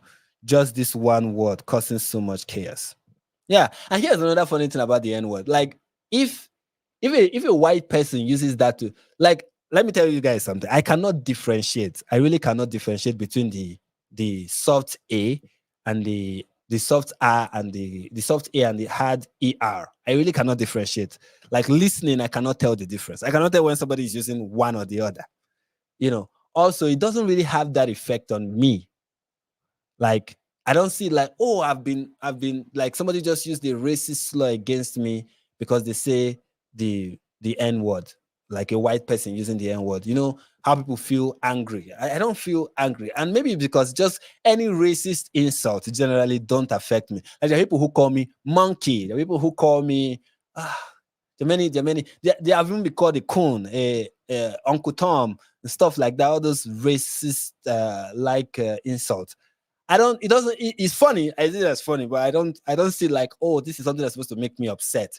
And I think the reason is because I do not hold much of those resentments, those generational trauma that have been handed down to the modern African American by their ancestors. I'm not a part of that, you know. So because I'm not a part of that, I don't feel that. I don't see it as anything. Like, okay, a white person is not supposed to use the N word. Okay, yeah, I can understand that the person means it as an insult when they use those terms. I see it like they are trying to insult me. But do I feel insulted? I think it's just a pathetic attempt at an insult when you use it again from like when they use it, you know, to insult me. I see it as a pathetic attempt at trying to hurt my feelings. I'm like, are you supposed to make me? Are you trying to make me upset? Try something else, you know. So that's how me as a West African, you know, I see the N word. I don't see it as anything that has like a strong hold on me. But anyways, let's continue. He gives a little history lesson about the way that slavery worked, and in particular, the way sort of Reconstruction era South worked, where black bodies were either abused through slavery or through virtual slavery, through like sharecropping and all sorts of nefarious underhanded racist systems that got a lot of labor for a little bit of money, and that ended up benefiting the middle class and upper class white people who would come in and extract all the profit from Atlanta. And so by targeting Drake this way, it's now becoming clear that this was what the song was about. Each single time Kendrick comes out, and he says something, he's bringing something new. Okay, he's doing a good thing. He's doing a very smart rhetorical trick where he's reminding you of the last thing while introducing something new. So we're being reminded of all the SA accusations and all the PED accusations and all that stuff, all of that. But then he's introducing something new. And there's something new is that he's an exploiter. He's an exploiter of Atlanta. He's an exploiter of Atlanta authenticity. And that's what's amazing, because he is systematically separating Drake from everything in his life. He's trying to separate him from his female.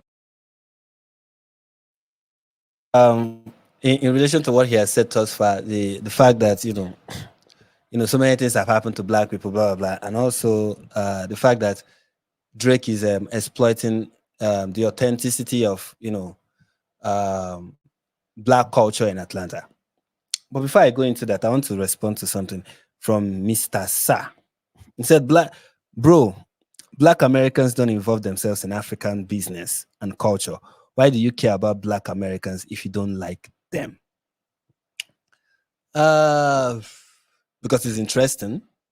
You may not like something, but you consider it interesting. Yeah. Is that not enough reason? Should I give you more reason? Should there be something? Oh, I really love these people. Am I supposed to love? This is something people don't know about things like life. Anyway, thank God you didn't use the word love, because I love African Americans. Like, I see them as Africans, you know, for the most part. Even though to a degree, you know, yeah, being an African comes in degrees, and to a degree they are Africans. I see them as that. But do I like every aspect of their culture? And do I like every aspect of their behavior? No. Most of it I do not like. Oh, but are there interesting things that they do? Yes. Is their music interesting? Yes. Rap is a very interesting art form. And I think it is. And I think it's something that can be something huge, something wonderful, something impactful. It's like poetry with is poetry. The way I see rap is poetry with beats, right? Accompanied by good music. Okay. And there's something about rap. I see it as an extension of African culture in a lot of ways.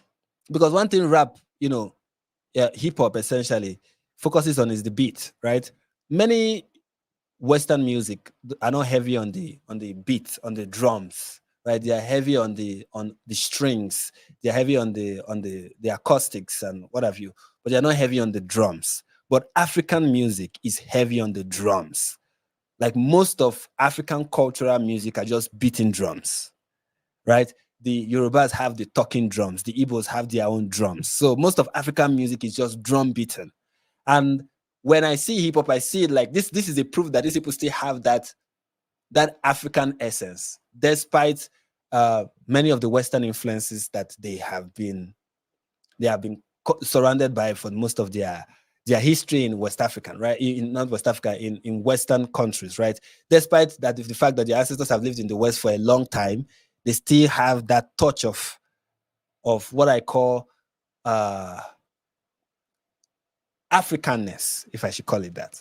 Okay, so the fact that hip hop focuses on the drums is just, this is African. Like when I hear, I'm like, this is African. This is African here, right here, right? This is African music because it is heavy on the drums, because that's what African music is about. It's about the drums.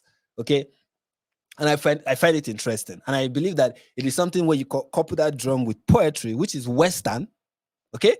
Poetry that rhymes is Western, it's not African. Okay. Yes, we sang songs, but we didn't have the kind of poetic structure that Westerners, adhere to. But you see rap kind of borrow that, So I find it interesting. I see it as a merge of two cultures, a merge of Western culture with African culture. That's what I think I see in rap. And also there's also, but when you talk about the stories that are being told through rap, they're just like Black experiences of struggles, of people trying to survive despite the odds that they find themselves in.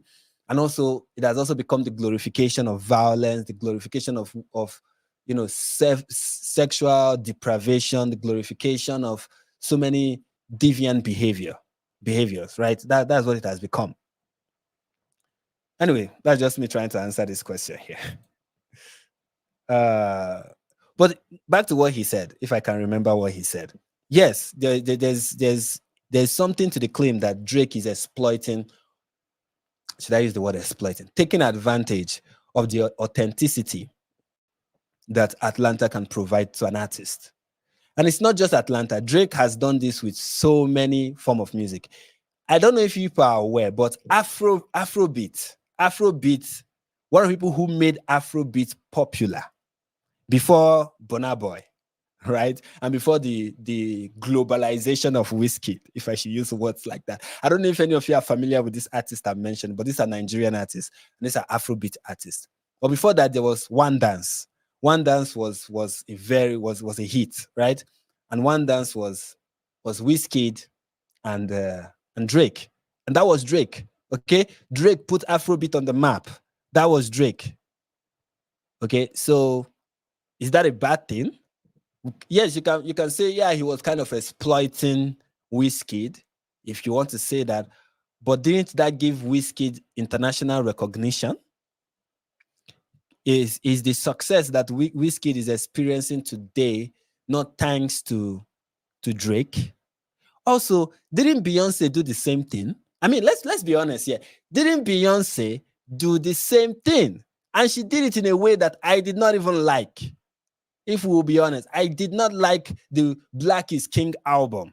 I did not like it because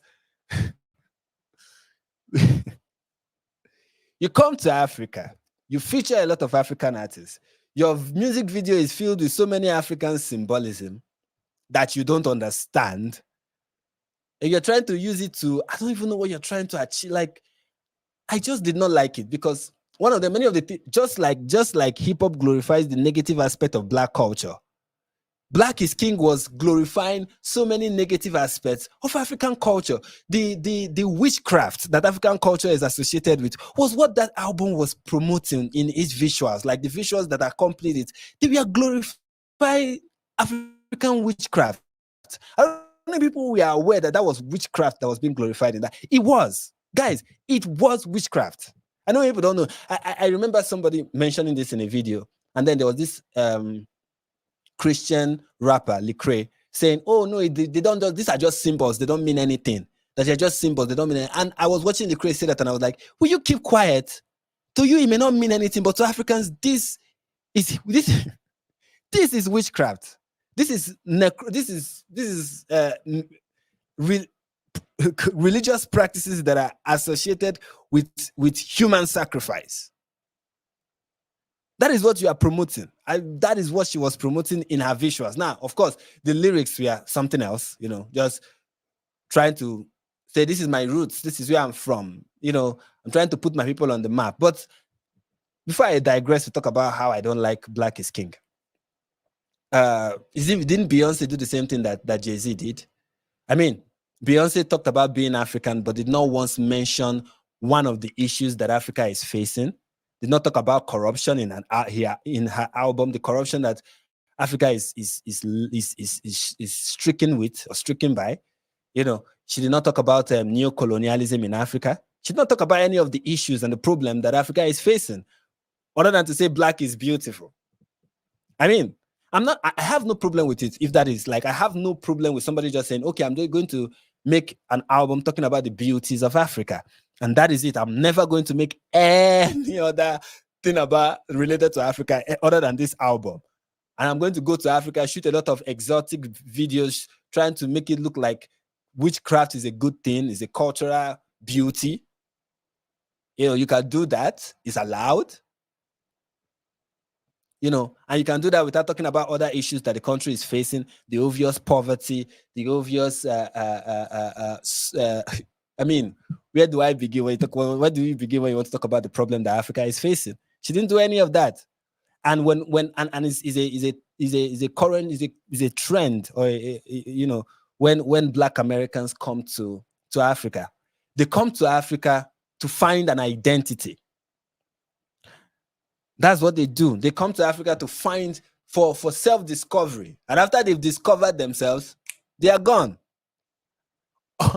The same thing that people are accusing Drake of doing it in Atlanta is the same thing so many Black rappers and artists and comedians have done in South Africa, right? They have problem in America. They want to clear their head. They go to South Africa. Does that ring a bell? Does that sound familiar? Okay. Or they come to Ghana. A rapper who went to Ghana, his name starts with K, and ends with K. Shoot a visual in Ghana, talking about the beauties of Ghana. And afterwards, they are gone. They're not coming back again. In their music videos, they use African imageries and then they are gone. Africa gives them a sense of identity and then that's all. Is that not the same thing Drake is doing with Atlanta rappers? And nobody called them colonizers. Interesting.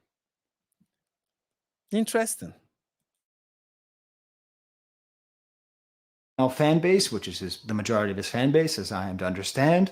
He's trying to separate him from his American fans. He's trying to separate him from his Black fans. He's trying to separate him from his family. He's trying to separate him absolutely from everywhere.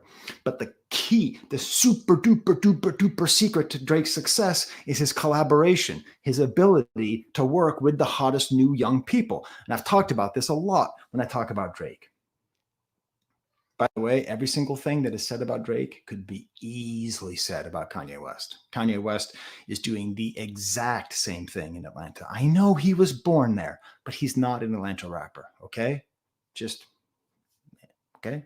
I mean, Metro wasn't born in Atlanta, but he's an Atlanta artist, okay? St. Louis, I believe. But this idea of not a colleague, but a colonizer, it's true. Let me say something. Yeah, when it comes to even the movie too, I didn't really, especially the second one. The first one, the second one made me hate the first one. when it comes to Black Panther, the second one made me hate the first one. There's a question here that I saw.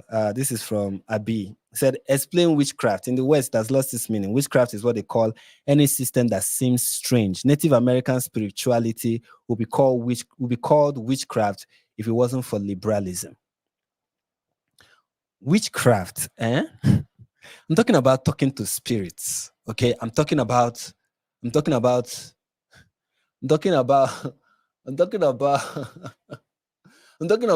rituals that are just diabolical. I'm talking about sacrificing children. I'm talking about killing people. I'm talking about human sacrifice, right? I'm talking about just maybe even Native American spirituality falls under witchcraft in my definition.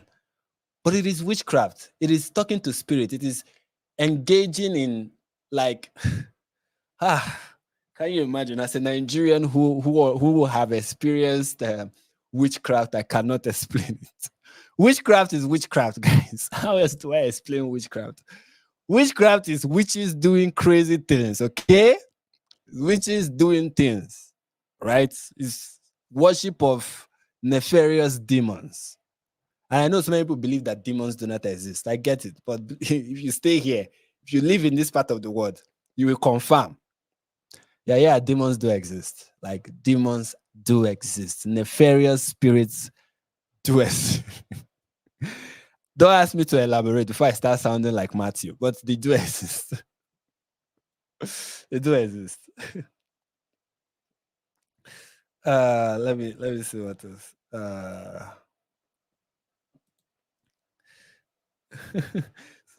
Tammy said, tread carefully, Frank. So people have actually justified human sacrifice on YouTube. It's crazy. Whoever they are, they have no idea what they are talking about. Is that you've not kidnapped your daughter, and you find your daughter headless, or maybe her head is intact, but her fingernails are gone. You understand? But she's dead.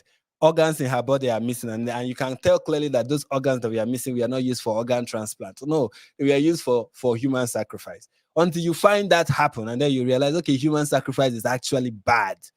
Okay, when things start happening, super normal, or what will I call it? Paranormal things start happening. To you and in your life, things that beats, as any sensible natural explanation, and this is not just normal. What is going on? Then okay, witchcraft is actually a thing. Dude, Yahoo boys have not done something. Guys, there's so many things that happen in Nigeria. There's witchcraft in Africa. There is witchcraft in Africa. There's the worship of nefarious demons in Africa that let people do bad things, diabolical things, attack people, make life difficult for people, practice human sacrifice. It happens in Africa, okay? There's even an infanticide that goes along with it, where babies are being killed in some of these ritual practices. Babies are being put through so many ritualistic activities. It happens even with children. These are not nice things. These are very, very objectively terrible things. Okay? Yeah, so what else? So, yeah, what else? There's something he said. He said Kanye West do the same thing with Atlanta. True. Kanye West is also someone else who exploits different sounds from different regions. And nobody is calling him a colonizer. He does the same thing. The problem with me when it has to do with the insult colonizer that people use for white people essentially is they make it look like colonization is just bad because white Europeans did it. Like the only form of colonization that they are opposed to is European colonization. That is the only thing they are opposed to. So many people in their mind, they don't think any other group of people ever engaged in this practice. It's just white Europeans that did it. So for them, why colonization is bad is because white Europeans did it and they were good at it. That is all. It doesn't matter that every other group of people did it. So this exploitation that is being spoken about, Kendrick is able to use that as an accusation that sticks, because first he's able to paint Drake as somebody who is white, which is something Rick Ross have been doing, but he kind of made it stick. Now that he has made Drake look white, just attach the label of a colonizer on him and it will stick, because apparently it is only bad when white people do it.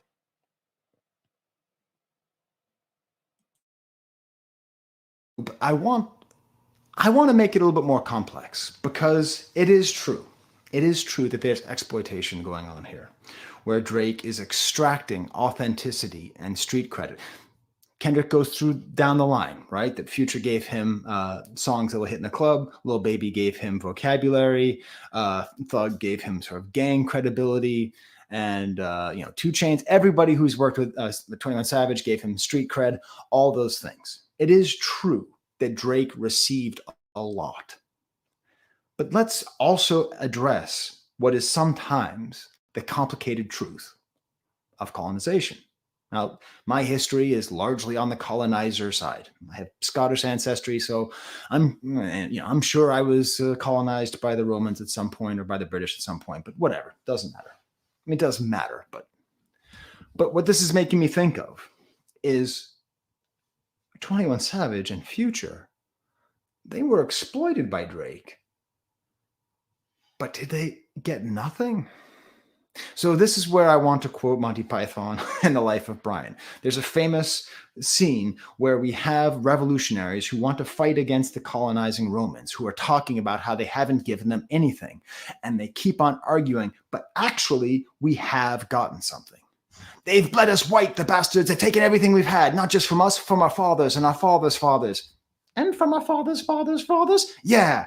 And from our fathers' fathers' fathers' fathers? Yeah, all right, Stan, don't labor the point. And what have the Romans ever given us in return? The aqueduct? What? The aqueduct? Oh yeah, they did give us that. That's true. And sanitation? Oh yeah, the sanitation, Reg. Remember what the city used to be like? Yeah, all right, I'll grant you the aqueduct and the sanitation are the two things the Romans have ever done. And the roads? Well, yes, obviously the roads. I mean, the roads go without saying, don't they? But apart from the sanitation, the aqueduct, and the roads, irrigation, medicine, education? Yeah, well, fair enough. And the wine? Oh, yes. There's something we'd really miss, Reg, if the Romans left. Public baths? And it's safe to walk the streets at night now, Reg. Yeah, they certainly know how to keep order. Let's face it, they're the only ones who could keep order in a place like this. Right. But apart from the sanitation, the medicine, education, wine, public order, irrigation, roads, a freshwater system, and public health, what have the Romans ever done for us? I only say that. The Romans were terrible colonizers, but the truth of the matter is also those things. So when we're talking about Future and we're talking about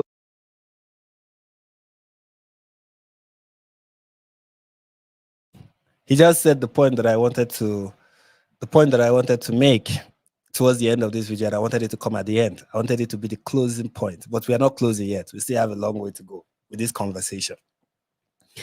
And is what he said, you can talk about, he was using the Roman colonization as an example. And it's like, okay, you can talk about the negative sides of it. These people were brutal colonizers, but they did not give you anything. When people try to paint this about colonialism, especially European colonizers, like they did not give Africa anything. They just came here, exploited us, and they gave us nothing. But that's a lie.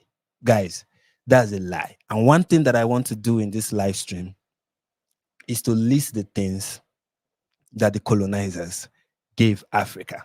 I made a list, guys. I made a list. I'm going to try and pull it up now. I made a list. Now here. I'm going to try and put the list up because I don't want to miss anything.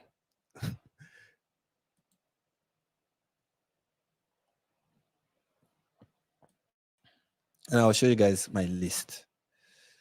I used Google Notes. The first thing on my list is medicine, right? The colonizers gave us medicine.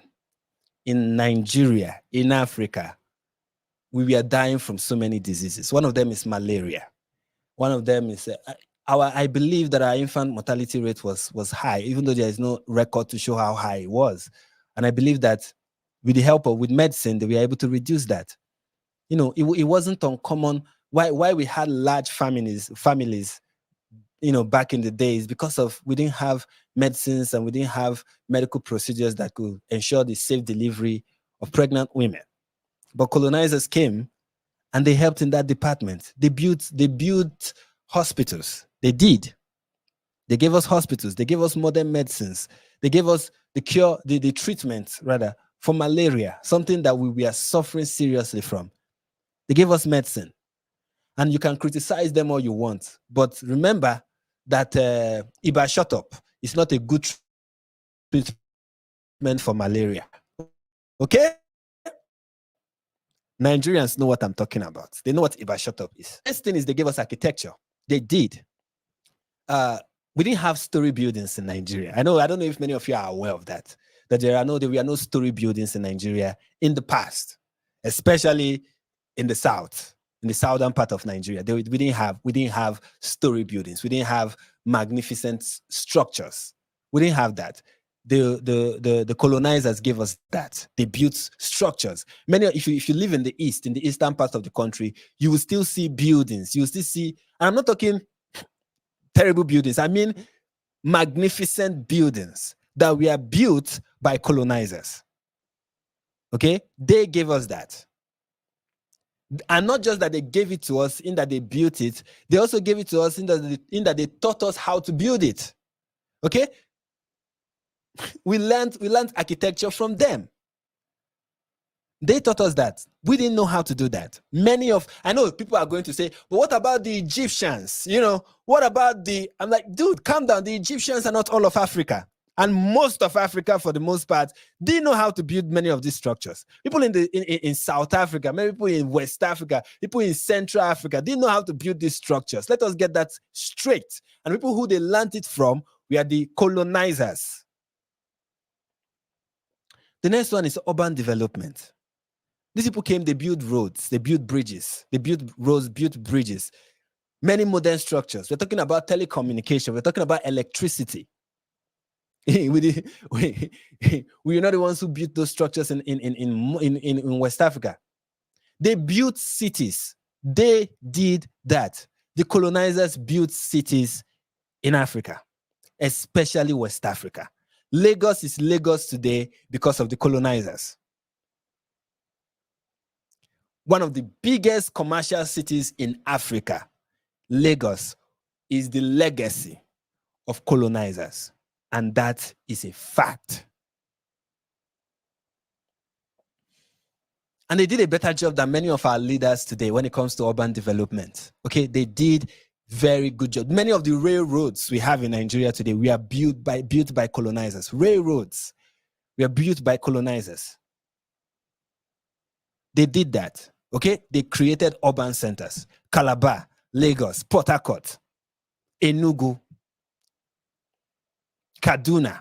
Okay, Kaduna, well, maybe not. Maybe not, but we can now.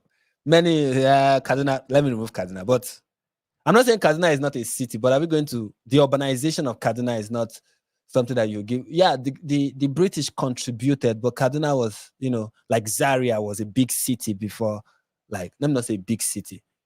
Surely the Europeans made it bigger. Okay, you can say that, but before that, it was kind of like a booming city on its own. Anyways, the next thing that they gave us was the exploration of West Africa. The exploration of West Africa was done by the Europeans. The local residents in these West African communities didn't know how big the region was. They had no clue how big the River Niger was. If not for the exploration of people like Mungo Park, we wouldn't have known how big the River Niger was. We wouldn't have known the extent of so many geographical sites in the region. We would not. They explored the region. That is how we are able to know that the second largest river in Africa is a river in West Africa known as the River Niger. They exploit it. And not just that. We're talking about also archaeological excavations. The ability to find artifacts that existed in West Africa that tells us the story of previous civilization in the region. The Europeans did that, made us learn about our own selves through their exploration. They did that. Education, which is very important. Now, granted, people will say education was brought by missionaries, and that's true. That's true. Education, even healthcare that I mentioned, medicine, was also brought by missionaries for the most part. But remember that in northern Nigeria, missionary activity was halted by colonizers, and in the south, missionary activities was able to prosper thanks to colonizers, because the colonizers, for example, will grant missionaries security, for example, so that the natives will not attack them and try to kill them, because it happened often. They will kidnap missionaries. They did that a lot. Who was able to protect these missionaries? the colonizers. So in a way, they were part of the education that we received, the healthcare that we received. And even after, they established a colony, like the colony of Lagos, the Southern Protectorate, the Northern Protectorate, they took over education in West Africa. And they were the primary, they built schools. Okay, they built schools too, even though most of the schools were built by missionaries, but they also helped fund those schools, keep those schools running. The colonizers did that. They also many things. Here's something people don't know. Do you know that in exchange for some of the services or the resources that colonizers got in Africa, they sent so many princes to Europe for tertiary education, to universities abroad. Like one of the prince of the Oba of Benin, one of his sons studied in Europe, was a graduate before, as in this was during slavery era. He was a graduate from a Western university. Because the colonizers were like, you know what, we're going to train your son. We're going to take him abroad. We're going to give him Western education. They did that. Okay? Now, the next thing they did is the abolition of bad cultures. There are so many bad cultures that they ended. One of them is that witchcraft I was telling you about. They brought an end to them. There were so many practices that Africans did culturally. Like, for example, when in the West, when a king dies, there's somebody who, I don't know who exactly, has to commit suicide as part of the burial. I think there's a ceremony, I'm not giving you much details right now because it's kind of foggy in my memory. I cannot, perfectly recollect, but there's a ritual that involves somebody committing suicide, voluntarily committing suicide in celebration of the death of a king. And when the colony of Lagos was established, the British were like, no, we're not going to allow that to happen. That is not going to happen. That practice is not going to continue. That is bad. That is barbaric. They stopped it. Also, when kings die in Yoruba, in Yoruba, king in the Oyo Empire, there are dead bodies that accompany them to the grave. Who stopped those practices? The colonizers. In the East, you had the killing of twins. Who stopped that? Yes, the missionary Mary Slessor. But with the help of who? The colonizers. And not just that. Okay, do you know that in the East, for example, I don't know if this is practiced also in the western part of the country, but in the East, we had this tradition where if a woman goes and if a woman leaves her husband, right, and the bride price has not been refunded, and she goes and starts living with another man, and then she has children for this other man, the children will belong to the husband that she left. They will not belong to the other. They will not be the children of the other man, because the woman is being seen basically as property of the man. So any child that comes out of the woman belongs to the man, even though they are not his, and he knows that they are not his. And the other father is trying to lay claim on his own children. It's not possible. These are like practices. Like women will be. There are so many of them. But when the British came and established common law in Nigeria, many of these practices were done away with. How widows were treated in Eastern Nigeria are also parts of the West. Many of those barbaric practices that women had to endure when their husbands died, they were ended by the establishment of common law in Africa, in West Africa. And we are not even talking about the big cultural practice then, which is slavery. People act like slave. Okay, there's even one that I've not mentioned, cannibalism, which happened in Eastern Nigeria, especially among the Ungwa tribe and also parts of Calabar. Cannibalism was also practiced. We ate human beings. Who did you think stopped that? The colonizers. And then slavery. The colonizers ended slavery. In fact, it is arguable that the reason why West Africa was colonized was in an effort to end slavery. Or at least that is how it started at the beginning. The colonial presence in West Africa was in an effort. It was really, it can be argued strongly that it was done in an effort to end slavery. And many of their activity during the onset of colonialism in West Africa was done with the intention of ending slavery. The war that the French military fought with the Dahomis was to end slavery. When the British backed King Akintoye in Lagos to dethrone King Kosoko, it was to end slavery. When there was huge presence of the British in eastern Nigeria, especially in the Bight of Biafra, it was to end slavery.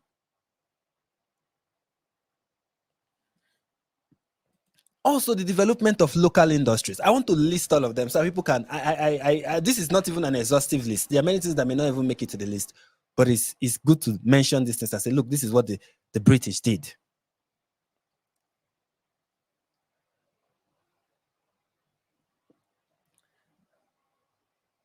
Because I'll get to this question, but let me highlight it. The next one is development of local industry. Now, when we talk about the development of local industry, prior to, when slavery was abolished in West Africa, especially in the Bight of Biafra, it was replaced by trading in oil, which is palm oil, because palm oil was the product that was used in making soap. It was also used in making so many things, industrial products that were used in during the Industrial Revolution. Palm oil was an essential natural resource, and because the colonizers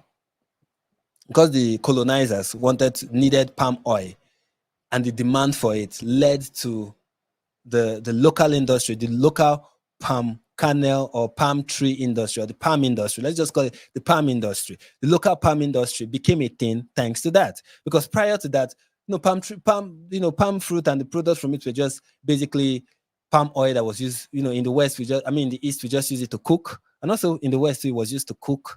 And it was, the palm tree was tapped to make palm wine. And that was it. But when Europeans came, there was more use for it. And it led to the development of a local industry. And also other local industries that resulted as, the cocoa industry, the palm industry. These were things that, became a thing thanks to the colonizers. And also, one of the things I mentioned here is the introduction of good religion. Yes, if you believe Christianity is the true religion and a good religion, remember that the spread of it was enabled, especially in the South, by the colonizers. And also the introduction of modernization, having modern cities, having laws, having governments, having countries, having legal systems, commercial systems, a central bank, banking.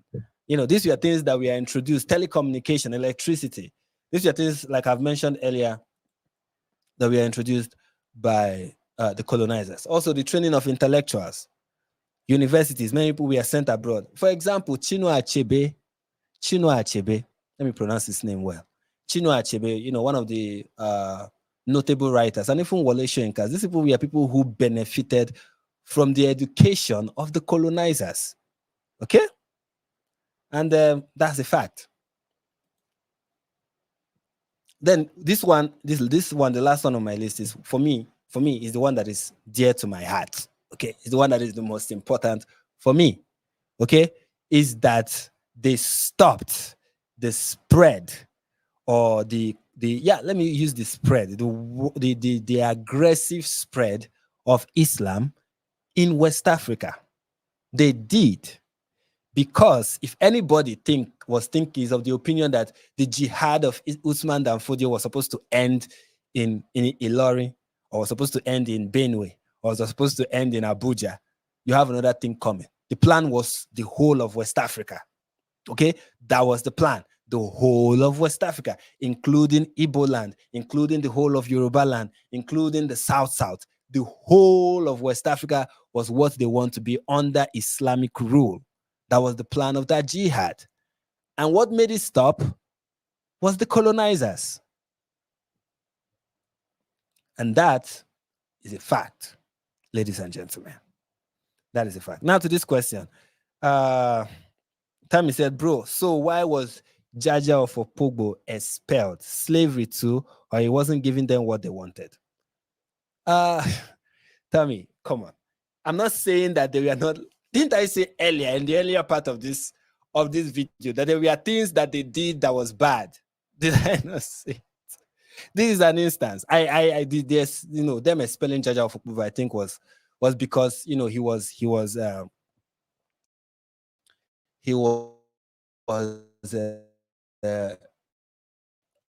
there were so many resistance to colonial rule, and the way the resistance was treated was fit of colonialism or the benefit of colonization.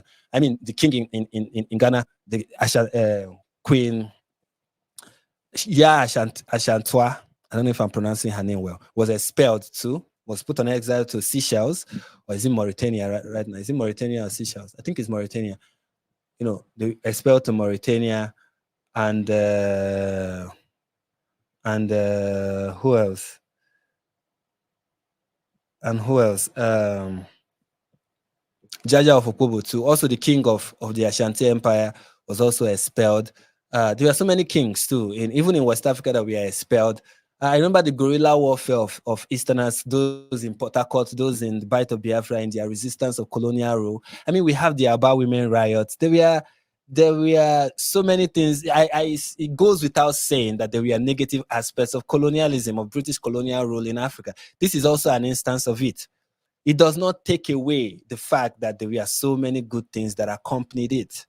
That is what I'm trying to say. And I was saying, that towards the end of this video, people are going to forget that at the beginning of this live stream, I mentioned the negative aspects of colonialism. I did, guys. Did I not? Tell me, did I not? I did. Okay? I did. And then let me, there's some wonderful things that have been happening in the super chat department, by the way. And this is Udwak. She said, do you know that if Western leaders don't interfere with our democracy and Nigeria will run based on merit, the Western countries will benefit a lot? They would. This is the thing. Westerners just try to benefit.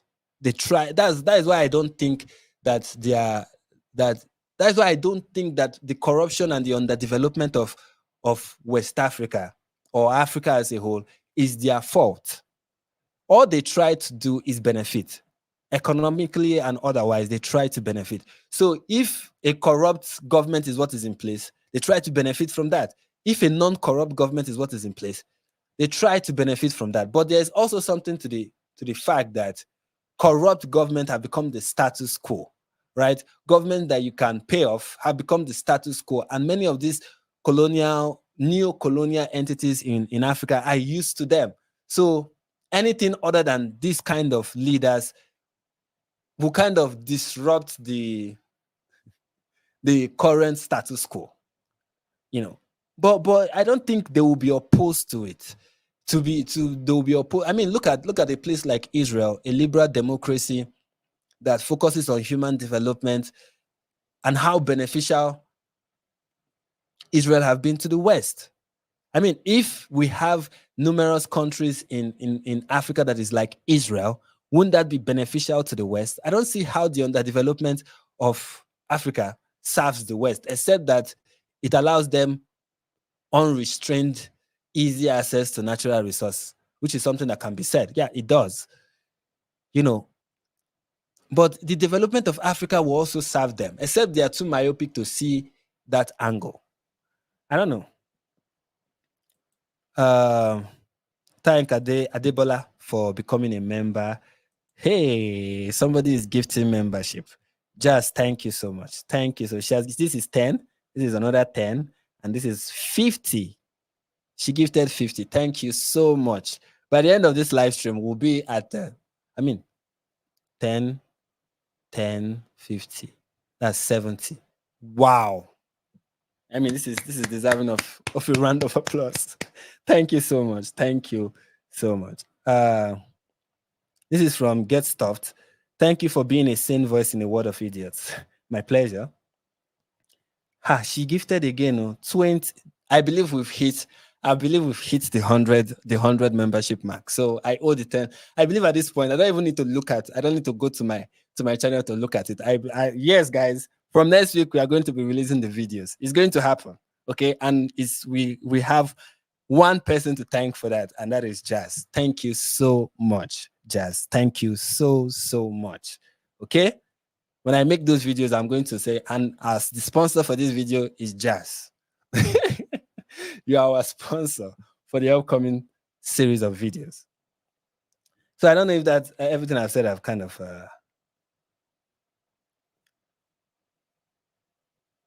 answered all the questions.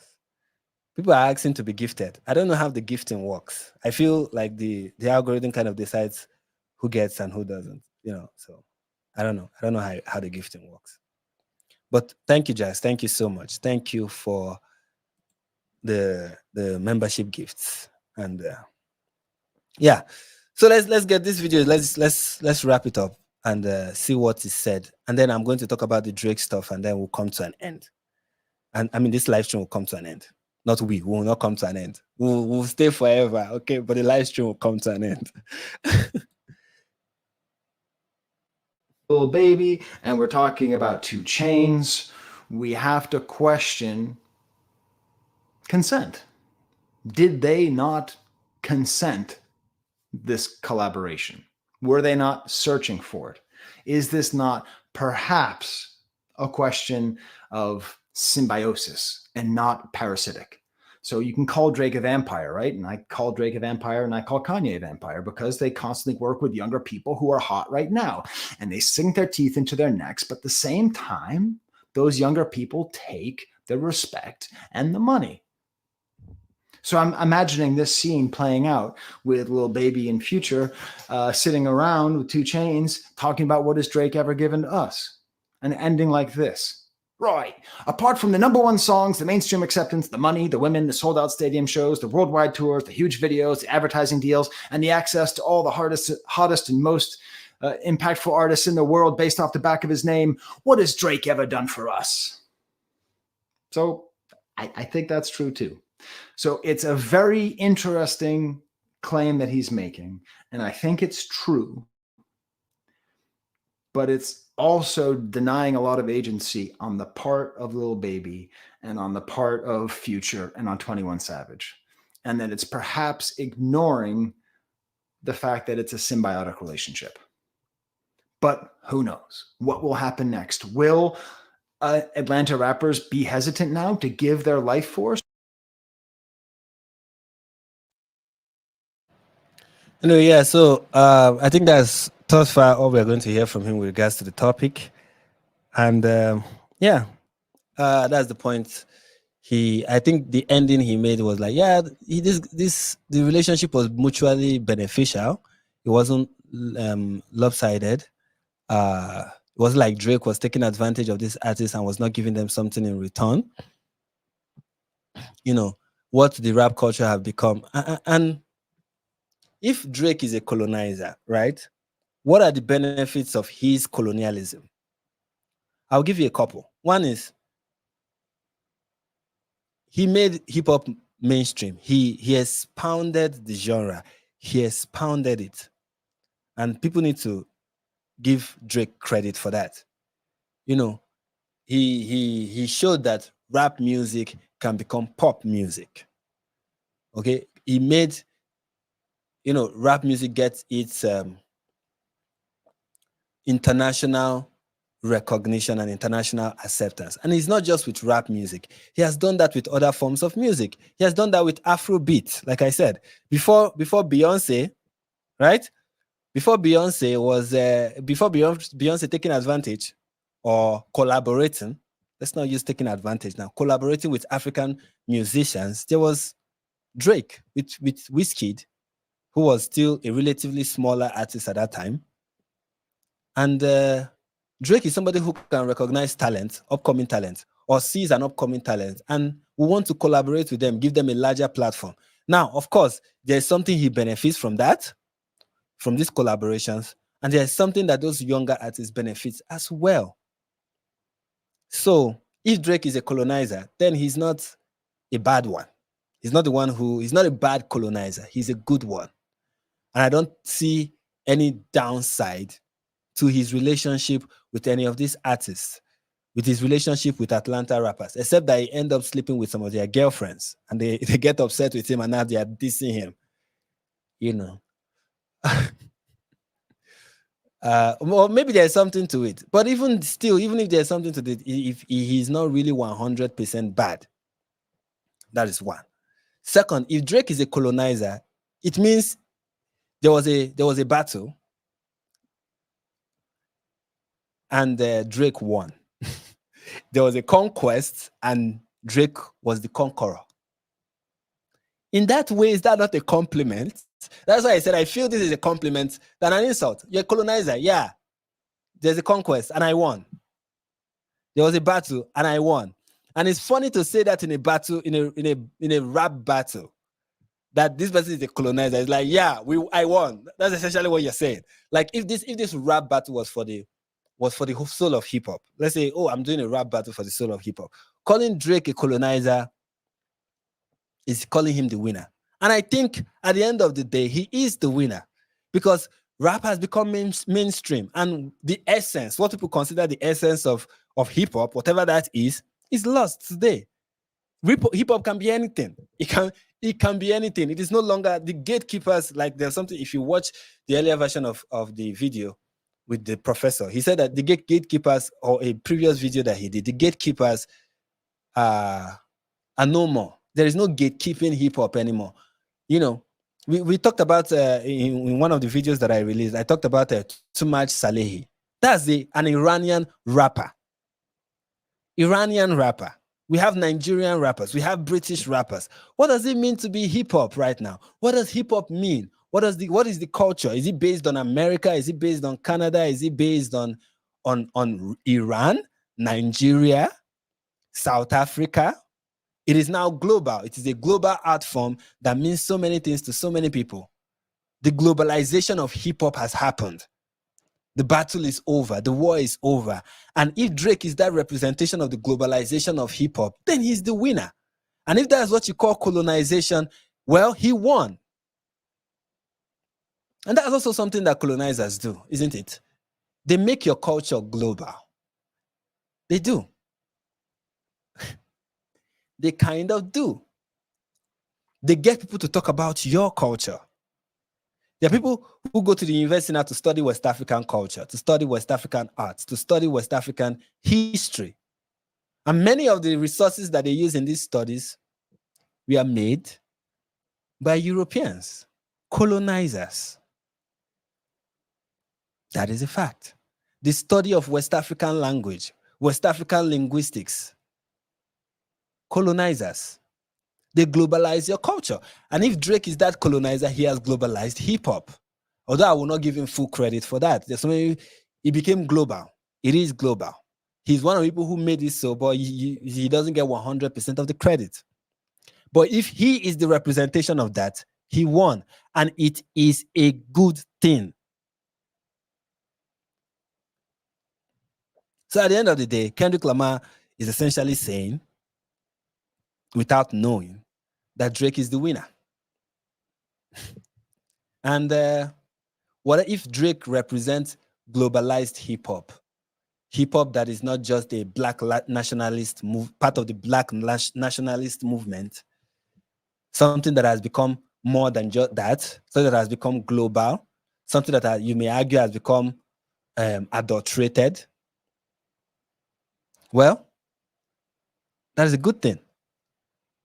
And that is something Drake should be proud of. But sadly, we don't live in that in a world where that is appreciated. Sadly, that is seen as a bad thing. And people think Drake being a colonizer is bad. Now, also, there are other things that Drake was accused of. I'm not going to talk about the pedophile stuff. I'm not going to talk about or the PDF file stuff.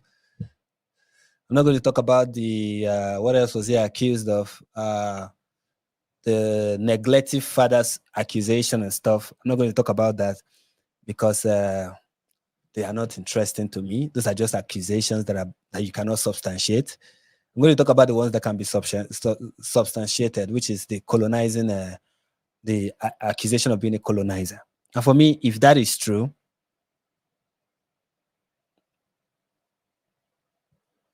he won. He won. The colonizers are people who won. That is it. Okay? And if there's anything you should learn from them is to learn how to be victorious, or at least how not to be defeated. People don't know that European colonizers were once colonized themselves. They were colonized by, I mean, Spain, for example. Let's talk about Spain. Right? Spain was colonized by the Romans, although it's part of Rome. Okay. The Romans. They were also colonized by the Arabs. And then they also did the colonizing. I think they learned the trade, they learned the art form from being a victim of it multiple times. You know, my prayer, my hope for African society, for the African society, for various communities and countries in Africa, and stop it. It happened. It happened. Okay? Stop whining about it. Accept it. It happened. That's one. Second is learn from it. Learn how not to be that person again, or how not to be that community again. Learn the art, learn the trade, learn the business. Okay? So that you too can partake in it. Because this is the word. People feel like colonialism is over. Like, you know, stronger nations taking advantage of weaker nations is a thing of the past. It's not. It's still happening today. And I don't think it's going to end anytime soon. The truth is the strong is always going to somehow have the upper hand in dealing with the weak. The weak is always going to be at the mercy of the strong. So you have to make yourself strong and either become an equal or become superior. You have to. And you're not going to achieve that by constantly whining.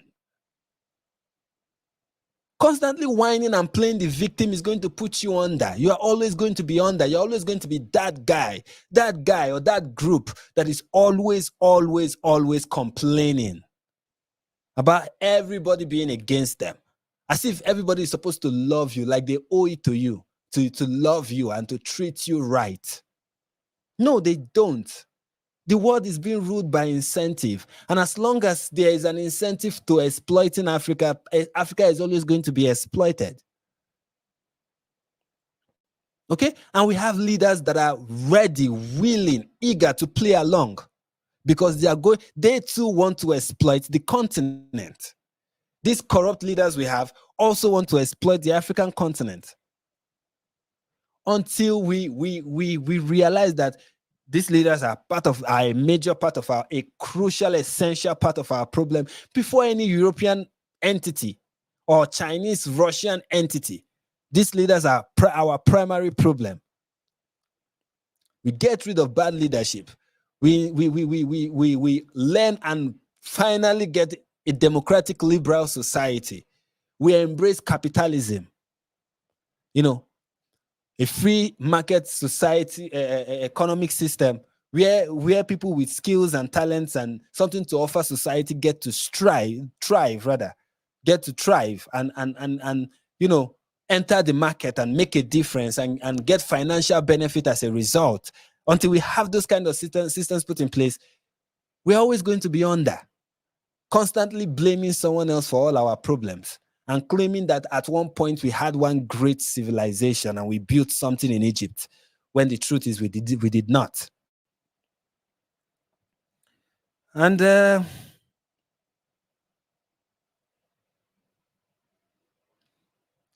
yeah, that is all I have to say. And my God, I don't know, Jess is doing wonders, guys. She's doing wonders. She just gifted another 50 membership, gifted another 20. Wow. And I want to welcome Mary Mac. Thank you.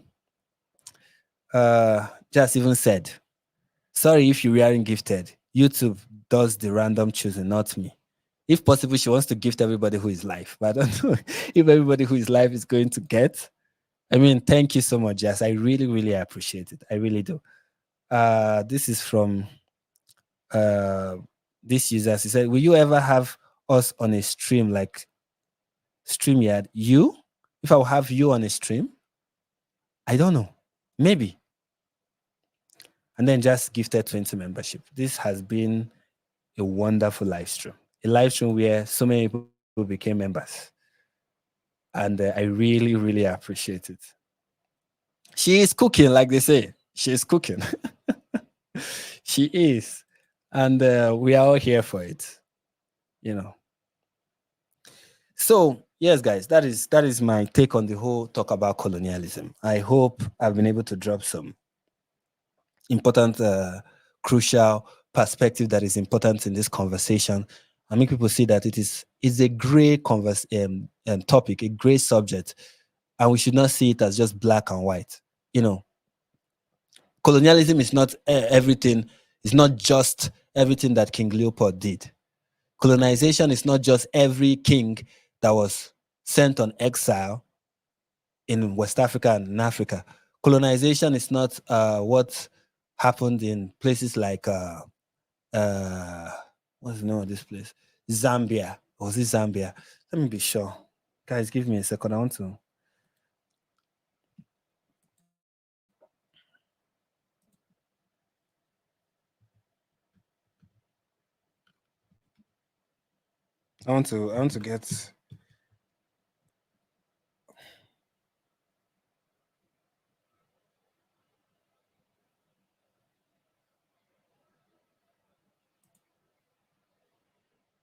to get something.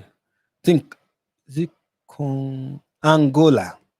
Like what the Portuguese did in Angola, that's not all that colonialism is about. Colonialism is not just apartheid in South Africa. Okay, that's not all colonialism is. There are other economic, moral, cultural benefits that come with it, and we should not just talk about it. Of course, there are times where we need to talk about the negatives, and there are also times where we need to talk about the positives. And we should not make this conversation just that the only thing that can ever be said. That is my problem with with the conversation, that people make it that the only thing that can ever be said about colonialism is look at this king that was exiled, or look at apartheid and what happened in South Africa, or look at what King Leopold did in Congo, or look at what the Portuguese kings did in Angola, stuff like that. Or look at what the French is doing in Francophone West Africa. Like, that is not all there is to the conversation. There is more than just that. It is a complex issue. It is a complex issue. It is not just that simple. Okay, and I think one of the negative effect of making this conversation a simple black and white conversation is that it makes Europeans uninterested. Like, it kind of make them uninterested. They don't want to talk about it because they feel such a conversation is just another opportunity for somebody to guilt trip them, to make them want to feel ashamed.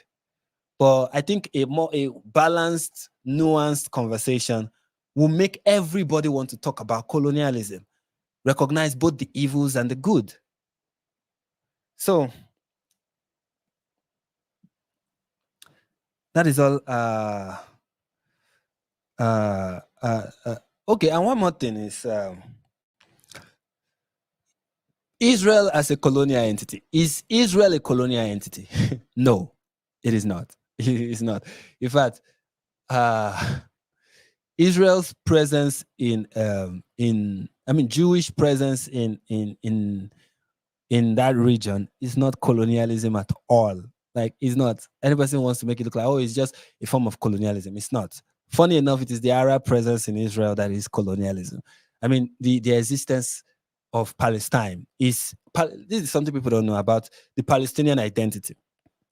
The Palestinian identity is a colonial identity. There was no Palestine. It was created by the British. Okay, like, not like created. The British mandate of Palestine is a colonial thing. Okay, and also when Yasser Arafat adopted that, he was adopting something that was of British origin, of British colonial origin. And also, the people themselves that call themselves Palestinians, or the Palestinian resistance, is just Arabs trying to recolonize that area. That is what it is.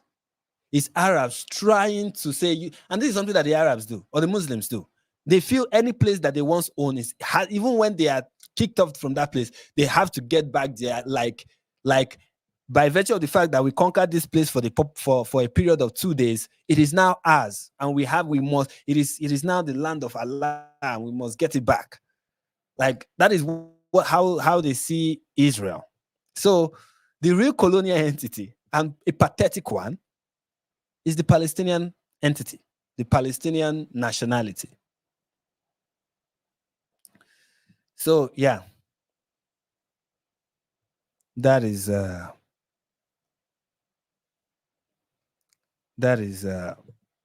about that. I am tired, and I believe so is so many people here, and I'm happy that the Impossible Man is laughing. Imagine if one of the gifted membership went to Impossible Man. That would be the real joke. Anyways, thank you guys for hanging out with me. It was fun, and just 2 other live streams. I mean, 2 other will I call it super chats? Well, Jazz gifted 20 more membership. Thank you so much, Jazz. And Jazz also said, we love your channel and we are proud of that. Thank you so much. Thank you, everyone. And with that, we call it a day. Peace.